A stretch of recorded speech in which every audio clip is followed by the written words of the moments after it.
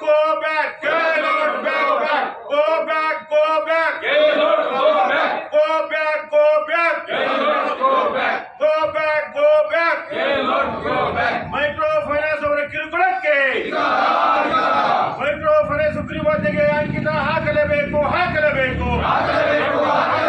ಸುಗ್ರೀವಾಜ್ಞೆಗೆ ಅಂಕಿತ ಹಾಕಲೇಬೇಕು. ಕರ್ನಾಟಕ ರಾಜ್ಯ ರೈತ ಸಂಘ ಮತ್ತು ಪ್ರಗತಿಪರ ಸಂಘಟನೆಗಳ ಹೋರಾಟಕ್ಕೆ ಕರ್ನಾಟಕ ರಾಜ್ಯ ರೈತ ಸಂಘ ಮತ್ತು ಪ್ರಗತಿಪರ ಸಂಘಟನೆಗಳ ಹೋರಾಟಕ್ಕೆ go back, go back, go back, go back, go back, go back. Micro finance ಅವರ ಕಿರುಕುಳಕ್ಕೆ ಮೈಕ್ರೋ ಫೈನಾನ್ಸ್ ಅವರ ಕಿರುಕುಳಕ್ಕೆ ಮೈಕ್ರೋ ಫೈನಾನ್ಸ್ ಕಿರುಕುಳಕ್ಕೆ ಸುಗ್ರೀವಾಜ್ಞೆಗೆ ಅಂಕಿತ ಹಾಕಲೇಬೇಕು. ಸುಗ್ರೀವಾಜ್ಞೆಗೆ ಅಂಕಿತ ಹಾಕಲೇಬೇಕು. ಇಂಕ್ ಬಿಲೋ ಸುಗ್ರೀವಾಜ್ಞೆಗೆ ಅಂಕಿತ ಹಾಕದ ರಾಜ್ಯಪಾಲ ಗೆಹ್ಲೋಟ್ ನಿರ್ಧಾರಕ್ಕೆ ಬಡವರಿಗೆ ರೈತರಿಗೆ ಮೀಟರ್ ಬಡ್ಡಿ ವಿಧಿಸುತ್ತಿರುವ ಮೈಕ್ರೋ ಫೈನಾನ್ಸ್ ಕಿರುಕುಳಕ್ಕೆ ಮೈಕ್ರೋ ಫೈನಾನ್ಸ್ ಕಿರುಕುಳವನ್ನು ತಡೆಗಟ್ಟುವ ನಿಟ್ಟಿನಲ್ಲಿ ಮಸೂದೆ ಮಾಡಿರುವ ರಾಜ್ಯ ಸರ್ಕಾರದ ಮಸೂದೆಗೆ ಅಂಗೀಕಾರ ಮಾಡದೇ ಇದ್ದ ರಾಜ್ಯಪಾಲ ಗೆಹ್ಲೋಟ್ಗೆ ಏಕೆ ಬೇಕು? ಯಾತಕ್ಕಾಗಿ ಹೋರಾಟ? ಎಲ್ಲಿಯವರೆಗೆ ಹೋರಾಟ?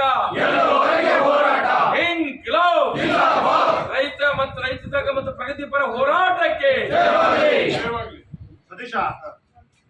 ಮೈಕ್ರೋ ಫೈನಾನ್ಸ್ ಸುಗ್ರೀವಾಜ್ಞೆ ಅಂಕಿತ ಹಾಕಲು ಆಗ್ರಹ.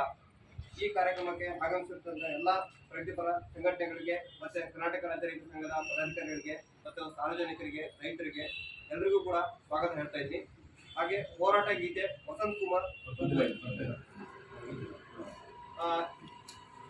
ಈ ಸಭೆಯನ್ನು ಉದ್ದೇಶಿಸಿ ಪ್ರಗತಿಪರ ಸಂಘಟನೆಯ ಅಧ್ಯಕ್ಷರಾದ ಎಚ್ ಬಿ ರಾಘವೇಂದ್ರ ಅವರು ಮಾತಾಡ್ತಾರೆ.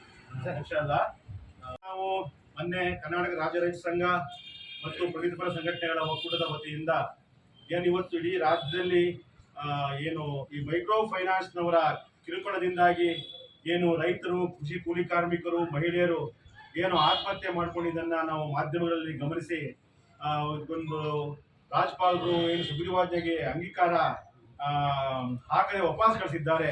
ಅವರ ಈ ಒಂದು ಸಂವಿಧಾನ ವಿರೋಧಿ, ಪ್ರಜಾಪ್ರಭುತ್ವ ವಿರೋಧಿ ನೀತಿಯನ್ನು ವಿರೋಧಿಸಿ ಪ್ರತಿಭಟನೆಯನ್ನು ದಾಖಲಿಸಬೇಕು ಅಂತ ತೀರ್ಮಾನ ಮಾಡಿದ ಹಿನ್ನೆಲೆಯಲ್ಲಿ ಕರಪತ್ರವನ್ನ ಮತ್ತು ಇವನ್ನೆಲ್ಲ ರೆಡಿ ಮಾಡಿಕೊಂಡು ನಮ್ಮ ಮಿತಿಯಲ್ಲಿ ಜನರನ್ನ ಮುಟ್ಟುವಂತ ಪ್ರಯತ್ನವನ್ನ ಮಾಡಿದ್ದೀವಿ. ಪ್ರಾಯಶಃ ನಾನು ಗಮನಿಸಿದ ಹಾಗೆ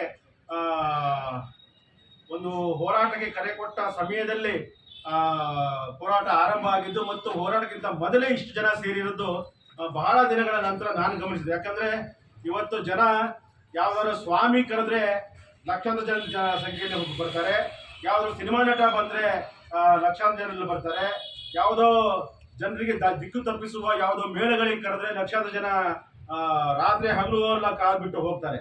ಆದ್ರೆ ಜನರನ್ನ ಹಿಪ್ಪೆ ಮಾಡುತ್ತಿರುವ, ಹಿಂಡುತ್ತಿರುವ ಸಮಸ್ಯೆಗಳ ವಿರುದ್ಧ ಹೋರಾಟ ಮಾಡೋಣ ಅಂತಂದ್ರೆ ಇವತ್ತು ಜನರು ಬರೋದು ಕಮ್ಮಿ. ಆದ್ರೆ ಪ್ರಾಯಶಃ ಈ ಹೋರಾಟಕ್ಕೆ ಇಷ್ಟು ಜನ ಇವತ್ತು ಸೇರಿರೋದು ನೋಡಿದ್ರೆ ಯಾಕೋ ಜನರ ಬುಡಕ್ಕೆ ಬಂದಿದೆ ಅಂತ ಇದು ಸ್ಪಷ್ಟವಾಗಿ ಹೇಳ್ಬಹುದು. ಸ್ನೇಹಿತರೆ, ಈ ಮೈಕ್ರೋ ಫೈನಾನ್ಸ್ ಅನ್ನೋದು ಏನು, ಎತ್ತ ಯಾವ ರೀತಿ ಇವರು ಮಾಡ್ತಾರೆ ಅನ್ನೋದು ನಮ್ಗೆಲ್ಲ ಗೊತ್ತಾಗಬೇಕು. ಇವರ ಕೇಂದ್ರ ಯಾವುದಪ್ಪ ಅಂತಂದ್ರೆ ಇವರು ನಮ್ಮಂತವ್ರ ಮನೆಗೆ ಬರಲ್ಲ. ಇವ್ರದ್ದು ಏನಪ್ಪ ಅಂತಂದ್ರೆ ಬಡವರು ಇರುವಂತ ಬಡಾವಣೆಗಳಲ್ಲಿ ಇವ್ರದ್ದು ಎಲ್ಲ ಕಾರ್ಯಚಟುವಟಿಕೆ. ಮೀನು ಮಾರುಕಟ್ಟೆಯಲ್ಲಿ, ತರಕಾರಿ ಮಾರುಕಟ್ಟೆಯಲ್ಲಿ, ಸಣ್ಣ ಪುಟ್ಟ ವ್ಯವಹಾರ ಮಾಡುವಂತ ಗೂಡಂಗಡಿಗಳಲ್ಲಿ ಇವ್ರದ್ದು ವ್ಯವಹಾರ. ಇವರು ಆರಂಭದಲ್ಲಿ ಏನ್ ಮಾಡ್ತಾರೆ ಅಂತಂದ್ರೆ ಇದು ಏನಿಲ್ಲ, ನಾವು ಇದನ್ನ ಬಹಳ ಸ್ಟ್ಯಾಂಡರ್ಡ್ ಆಗಿ ಮೈಕ್ರೋ ಫೈನಾನ್ಸ್ ಅಂತೀವಿ. ಇದು ಪಕ್ಕ ಬಡ್ಡಿ ದರನೇ, ಬಡ್ಡಿ ವ್ಯಾಪಾರನೇ, ಮೀಟರ್ ಬಡ್ಡಿ ವ್ಯಾಪಾರ. ಈ ಸಾಗರದಲ್ಲಿ 2-3 ಜನ ಇದ್ದಾರೆ ಮೀಟರ್ ಬಡ್ಡಿ ವ್ಯಾಪಾರ ಮಾಡೋರು, ನಿಮ್ಗೆಲ್ಲ ಗೊತ್ತಿದೆ. ಅವ್ರು ಯಾವ ತರ ಮಾಡ್ತಾರೆ ಅನ್ನೋದು ನಿಮಗೆಲ್ಲ ಚೆನ್ನಾಗಿ ಗೊತ್ತಿದೆ ನಿಮಗೆ. ಮತ್ತೆ ಅವ್ರ ಜೊತೆಗೆ ಒಂದು ಜನರಿಗೆ ಅವ್ರನ್ನ ರಕ್ಷಣೆ ಕೊಡ್ಲಿಕ್ಕೆ ಕೆಲವರೆಲ್ಲ ಇಟ್ಕೊಂಡಿರ್ತಾರೆ. ಇಷ್ಟೇ 10,000 ರೂಪಾಯಿ ಸಾಲ ಕೇಳಿದ್ರೆ ಅವರು 1,000 ರೂಪಾಯಿ ಕಟ್ ಮಾಡಿ 10,000 ರೂಪಾಯಿ ಕೊಡ್ತಾರೆ. ಆಯ್ತಾ? ಸಂಜೆ ಮತ್ತೆ ವಾಪಸ್ ಅವ್ರಿಗೆ 10,000 ರೂಪಾಯಿ ಕೊಡ್ಬೇಕು. ಆ ತರ ಮೀಟರ್ ಬಡ್ಡಿ ದಂಧೆ ವ್ಯವಹಾರ. ಇದನ್ನ ಬಹಳ ಸೂಕ್ಷ್ಮವಾಗಿ ಬಹಳ ಬೆಣ್ಣೆ ಮೇಲೆ ಕೂದಲು ತೆಗೆದ ಹಾಗೆ ಈ ವ್ಯವಹಾರವನ್ನ ಈ ಮೈಕ್ರೋ ಫೈನಾನ್ಸ್ನವರು ಮಾಡ್ತಾ ಇದ್ದಾರೆ. ಈ ಮೈಕ್ರೋ ಫೈನಾನ್ಸ್ನವರು ಮಾಡ್ತಿರೋದು ಏನಪ್ಪಾ ಅಂತಂದ್ರೆ, ಕೆಲವು ಮೈಕ್ರೋ ಫೈನಾನ್ಸ್ ದೇವರು ಧರ್ಮದ ಹೆಸರಿನಲ್ಲಿ ಜನರನ್ನ ಮೋಸಗೊಳಿಸುತ್ತೆ, ದಿಕ್ ತಪ್ಪಿಸುತ್ತೆ. ಇನ್ನು ಕೆಲವರು ಏನಪ್ಪಾ ಅಂತಂದ್ರೆ ಆರಂಭದ ದಿನಗಳಲ್ಲಿ ಯಾಕಂದ್ರೆ ನಮ್ಮ ಸರ್ಕಾರಿ ವ್ಯವಸ್ಥೆ ಆ ಥರ ಇದೆ, ಬ್ಯಾಂಕಿಂಗ್ ಸಿಸ್ಟಮೇ ಆ ಥರ ಇದೆ. ಯಾವ್ದಾದ್ರು ಒಬ್ಬ ಸಣ್ಣ ವ್ಯಾಪಾರಸ್ಥ ಒಂದು 25,000 ಸಾಲ ಬೇಕು ಅಂತಂದ್ರೆ ಈ ಬ್ಯಾಂಕ್ನವರು ಕನಿಷ್ಠ ಪಕ್ಷ ಅವನ ಒಂದು 2 ಚಪ್ಪಲಿ ಸವಿಬೇಕು, ಅವಾಗಲೇ ಕೊಡೋದು. ಆ ದಾಖಲೆ ತಗೊಬನ್ನಿ, ಈ ದಾಖಲೆ ತಗೊಬನ್ನಿ, ಈ ದಾಖಲೆ ತಗೊಬನ್ನಿ ಅಂತ ಅವ್ರು ಕೊಡೋದು. ಮತ್ತೆ ಯಾರಿಗಂತ ಕೊಡೋದು, ದೊಡ್ಡ ಕುಬೇರರಿಗೆ ಅವ್ರಿಗೆ ಸಾಲ ಕೊಡೋದು. ಹಾಗಾಗಿ ಅನಿವಾರ್ಯವಾಗಿ ತಕ್ಷಣ ಸಾಲ ಕೊಡ್ತಾರಲ್ಲ ಅಂತ ಸಾಲ ತಗೋತಾರೆ. ಆದ್ರೆ ಸಾಲ ತಗೊಂಡಾದ್ಮೇಲೆ ಇವ್ರು ಕೊಡುವ ಹಿಂಸೆ ಹೆಂಗಪ್ಪ ಅಂತಂದ್ರೆ ಅದು ಹೇಳಬಾರ್ದು. ಆ ರೀತಿಯಲ್ಲಿ ಅಕ್ಕಪಕ್ಕದ ಮನೆಯವರು ಇದ್ದಾಗ ಬೆಳಗಿನ ಜಾವ ಅವರು 1ಕ್ಕೆ 2ಕ್ಕೆ ಹೋಗೋಕೆ ಅವಕಾಶ ಕೊಡಲ್ಲ ಮನೆ ಬಾಗಿಲಿಗೆ. ಈ ಮೈಕ್ರೋ ಫೈನಾನ್ಸ್ನವರು ಒಂದಿಷ್ಟು ಜನ ಬೌನ್ಸರ್ಗಳನ್ನ ರೌಡಿಗಳನ್ನ ಸಾಕೊಂಡಿರ್ತಾರೆ. ಅವರು ನೋಡಿದ್ರೆ ಏನಪ್ಪ ಇಷ್ಟುದ್ದ ಗಡ್ಡ ಬಿಟ್ಕೊಂಡು ಕೈಗೆಲ್ಲ ಹಿಂಗೆ ಬಳೆ ಹಾಕೊಂಡು ಕುತ್ತಿಗೆಲ್ಲ ಹೀಗೆಲ್ಲ ಸರ ಹಾಕೊಂಡು ಹಿಂಗೆ ಮಾಡ್ತಾ ಮನೆ ಬಾಗಿಲಿಗೆ ಬರ್ತಾರೆ, ಹೆದರ್ಸ್ತಾರೆ, ಹೆಣ್ಣು ಮಕ್ಕಳಿಗೆ ಹೆದರ್ಸ್ತಾರೆ, ಲೈಂಗಿಕ ಕಿರುಕುಳ ಕೊಡ್ತಾರೆ. ಸೊ ಈ ರೀತಿ ಎಲ್ಲ ಒಂದು ವ್ಯವಸ್ಥೆಯಿಂದಾಗಿ ಇವತ್ತು ಗ್ರಾಮಾಂತರ ಪ್ರದೇಶದಲ್ಲಿ ಮತ್ತು ಪಟ್ಟಣದ ಬಡಾವಣೆಗಳಲ್ಲಿ ಇವತ್ತು ಸಾಮಾನ್ಯ ಬಡವರು ಇವತ್ತು ಆತ್ಮಹತ್ಯೆ ಮಾಡಿಕೊಳ್ಳುವಂತ, ಊರು ಬಿಡುವಂತ ಪರಿಸ್ಥಿತಿ ನಿರ್ಮಾಣ ಆಗಿದೆ. ಇಂಥ ಒಂದು ಸ್ಥಿತಿಯನ್ನು ನೋಡಿ ಸಿದ್ದರಾಮಯ್ಯ ಸರ್ಕಾರ ಅವರನ್ನ ಹತೋಟಿ ತರಬೇಕು, ಅವರನ್ನ ನಿಯಂತ್ರಣ ಮಾಡಬೇಕು ಅನ್ನುವ ಕಾರಣಕ್ಕಾಗಿ ಸುಗ್ರೀವಾಜ್ಞೆಯನ್ನ ಒಂದು ಕಾನೂನನ್ನ ಮಾಡಿಬಿಟ್ಟು ತಕ್ಷಣಕ್ಕೆ ಸುಗ್ರೀವಾಜ್ಞೆ ಮೂಲಕ ಅದನ್ನು ಜಾರಿಗೆ ತರಬೇಕು ಅಂತ ಹೇಳಿ ಏನು ರಾಜ್ಪಾಲರಿಗೆ ಕಳಿಸ್ತಾರೆ. ರಾಜ್ಪಾಲರು ಗುಜರಾತ್ನವರು, ಮಾರ್ವಾಡಿ ಬುದ್ಧಿಯವರು, ಅವರು ಬಡ್ಡಿ ವ್ಯವಹಾರ ಮಾಡುವಂತ ಇಂಥ ಮೈಕ್ರೋ ಫೈನಾನ್ಸ್ಗಳಿಗೆ ಬೆಂಬಲ ಸೂಚಿಸುವ ರೀತಿಯಲ್ಲಿ ಅದಕ್ಕೆ ಅಂಕಿತ ಹಾಕದೆ ಬಡ್ಡಿ ಕೊಟ್ಟವರಿಗೆ ಅನ್ಯಾಯ ಆಗೋ ಥರದಲ್ಲಿ ಈ ಕಾನೂನಿದೆ ಅಂತ ಅವರು ಕೊಡೋ ಸ್ವಭಾವ ಚೆನ್ನಾಗಿದೆ. 3 ಲಕ್ಷ ಸಾಲ ಕೊಟ್ಟವರಿಗೆ 5 ಲಕ್ಷ ದಂಡ ಹಾಕ್ತಿರಲ್ಲ ಅಂತ. 1 ರೂಪಾಯಿ ಸಾಲ ಕೊಡ್ಲಿ, 100 ರೂಪಾಯಿ ಸಾಲ ಕೊಡ್ಲಿ, 3 ಲಕ್ಷ ಕೊಡ್ಲಿ, ನೀವು ಕೊಟ್ಟ ಕಿರುಕುಳಕ್ಕೆ ಆ ಶಿಕ್ಷೆ. ಇಷ್ಟು ಕಾಮನ್ ಸೆನ್ಸ್ ಬೇಡುವ ರಾಜ್ಪಾಲರಿಗೆ. ಅಕ್ಕಪಕ್ಕ ಕಾನೂನು ಸಲಹೆಗಾರರು ಇರ್ತಾರೆ, ಅಕ್ಕಪಕ್ಕ ಕನ್ನಡಕ್ಕೆ English to Kannada to Hindi ಭಾಷಾಂತರಕಾರರು ಇರ್ತಾರೆ. ಇಷ್ಟು ಕಾಮನ್ ಸೆನ್ಸ್ ಬೇಡುವ. ಬಡವರ ಬದುಕಿನ ಜೊತೆಗೆ ಆಟ ಆಡ್ತೀರಾ ನೀವು? ಇದು ಹೀಗೆ ಆದ್ರೆ ಇಡೀ ಕರ್ನಾಟಕದ ಜನ ದಂಗೆ ಹೇಳ್ಬೇಕಾಗತ್ತೆ. ನೆನಪಿರ್ಲಿ, ಈಗೇನು ಸರ್ಕಾರ ಇವತ್ತಿನ ಪತ್ರಿಕೆಯಲ್ಲಿ ಇವತ್ತು ಮತ್ತೆ ಒಬ್ಬರು ಪರಿಶೀಲನೆಗಾಗಿ ನಿಮಗೆ ಕಳಿಸಿದೆ.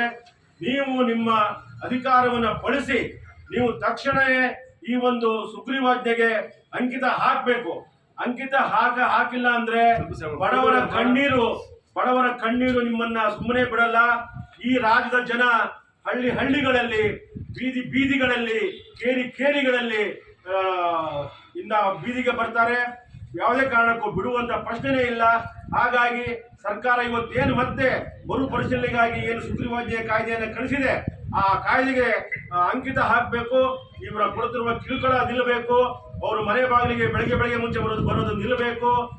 ಸುಳ್ಳು 1ಕ್ಕೆ 10ರಷ್ಟು ಬಡ್ಡಿ ಹಾಕೋದು ನಿಲ್ಲಬೇಕು ಅನ್ನೋ ಒಂದು ಹೋರಾಟದ ಭಾಗವಾಗಿ ಈ ಹೋರಾಟವನ್ನು ಹಮ್ಮಿಕೊಂಡಿದ್ದೀವಿ ಅಂತ ಹೇಳ್ತಾ ನನ್ನ ಮಾತನ್ನ ಮುಗಿಸ್ತೇನೆ. ನಮಸ್ತೆ. ಜನ ರೈತರು ಸೇರಿ ಸರ್ಕಾರಕ್ಕೆ ಈ ಮೈಕ್ರೋ ಫೈನಾನ್ಸ್ಗಳ ಸುಳಿಗೆ, ಅವರ ದಬ್ಬಾಳಿಕೆ, ದೌರ್ಜನ್ಯಗಳನ್ನ ತಡೆ ಹಿಡಿಬೇಕು, ಸರಿಯಾದಂತ ಕಾನೂನು ಮಾಡಬೇಕು ಅಂತ ಹೇಳಿ ಸರ್ಕಾರಕ್ಕೆ ಒತ್ತಾಯ ಮಾಡಿದ್ವಿ. ಮಾಡೋದಕ್ಕೋಸ್ಕರ ದೊಡ್ಡ ಸಮಾವೇಶ ಕೂಡ ಮಾಡಿದ್ವಿ. ನಾವು ರಿಸರ್ವ್ ಬ್ಯಾಂಕ್ ಎದುರುಗಡೆ ಧರಣಿ ಮಾಡ್ತೀವಿ ಅಂತ ನಾವು ಇಲ್ಲಿಂದ ಘೋಷಣೆ ಹಾಕಿದ್ವಿ. ಆದ್ರೆ ರಿಸರ್ವ್ ಬ್ಯಾಂಕಿಗೆ ಬಿಡ್ಲಿಲ್ಲ ನಮಗೆ. ಆದ್ರಿಂದ ನಾವು ಫ್ರೀಡಮ್ ಪಾರ್ಕ್ ಅಲ್ಲಿ ಮಾಡೋದು ಅನಿವಾರ್ಯ ಆಯ್ತು. ಬಟ್ ಆ ಒಂದು ಹೋರಾಟಕ್ಕೆ ರಾಜ್ಯದ ಬಹಳ ಜವಾಬ್ದಾರಿಯುತವಾದಂತ ಮಿನಿಸ್ಟ್ರುಗಳು, ಮಂತ್ರಿಗಳು ಬಂದಿದ್ರು. ಸಮಾಜ ಕಲ್ಯಾಣ ಮಿನಿಸ್ಟ್ರು ಮಾದೇವಪ್ಪ ಬಂದಿದ್ರು.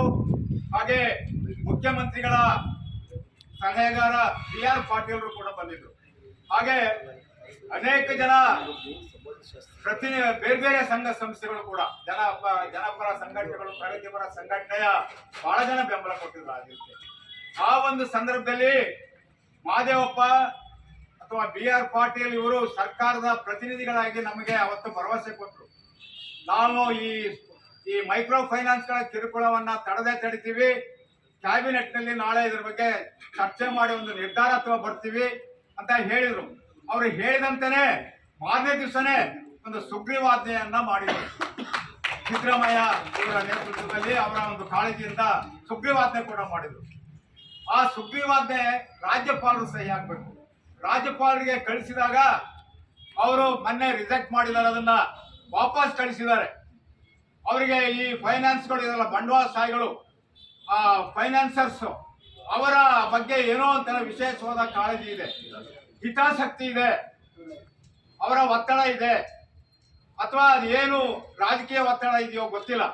ಇವತ್ತು ಬಂಡವಾಳಶಾಹಿಗಳ ಪರವಾಗಿ ಒಬ್ಬ ರಾಜ್ಯಪಾಲ ಅವರ ಹಿತಾಸಕ್ತಿ ಪರವಾಗಿ ನಮ್ಮ ಇಂಥ ಜನಪರ ಸುಗ್ರೀವಾಜ್ಞೆನ ವಾಪಸ್ ಕಳ್ತಾರೆ ಅಂತಂದ್ರೆ ಇದು ಅತ್ಯಂತ ಅಮಾನವೀಯವಾದಂತ ಘಟನೆ. ಒಬ್ಬ ರಾಜ್ಯಪಾಲರಿಂದ ನಾವು ಬಹಳ ನಿರೀಕ್ಷೆ ಮಾಡಿದ್ದೀವಿ, ಜನಪರವಾದಂತ ಒಂದು ಸುಗ್ರೀವಾಜ್ಞೆನ ಇವರು ಪಾಸ್ ಮಾಡ್ತಾರೆ ಅಂತೇಳಿ ಮಾಡಲಿಲ್ಲ. ನೋಡಿ ಇವತ್ತೇನಾಗಿದೆ, ಇವತ್ತು ಮೈಕ್ರೋ ಫೈನಾನ್ಸ್ಗಳು ರಿಸರ್ವ್ ಬ್ಯಾಂಕ್ ಅಂಡರ್ ನಲ್ಲಿ ಬರ್ತಾವಂತ ನಮ್ಗೆಲ್ಲ ಬಹಳ ಜನಕ್ಕೆ ಗೊತ್ತಿರೋಂತ ವಿಚಾರ.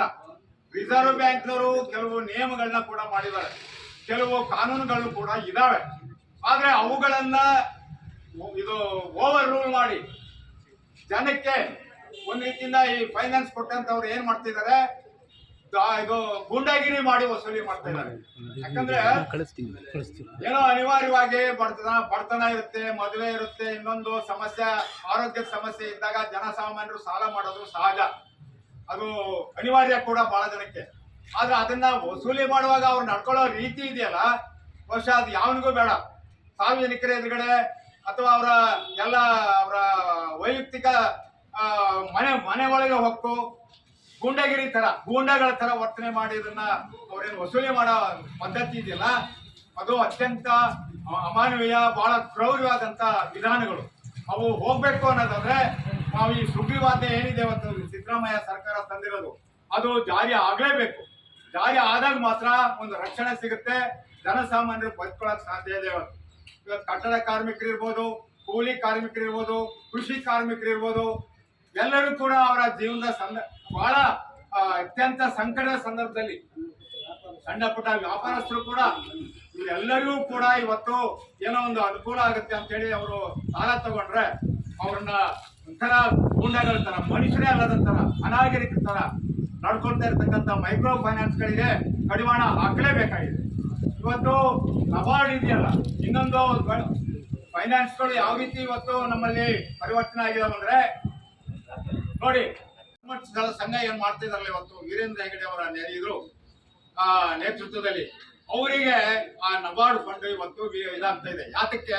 ಸಾಲ ಕೊಡೋದಕ್ಕೆ ಸುಮಾರು 18% ಬಡ್ಡಿ, ಬಹುಶಃ ಆ ಮಟ್ಟಕ್ಕೆ ಬಡ್ಡಿ ವಸೂಲಿ ಮಾಡ್ತಾ ಇದ್ದಾರೆ. ನಬಾರ್ಡಿನ ಉದ್ದೇಶನೇ ಹೋಗ್ಬಿಟ್ಟಿದೆ, ಮಾಯ ಆಗ್ಬಿಟ್ಟಿದೆ.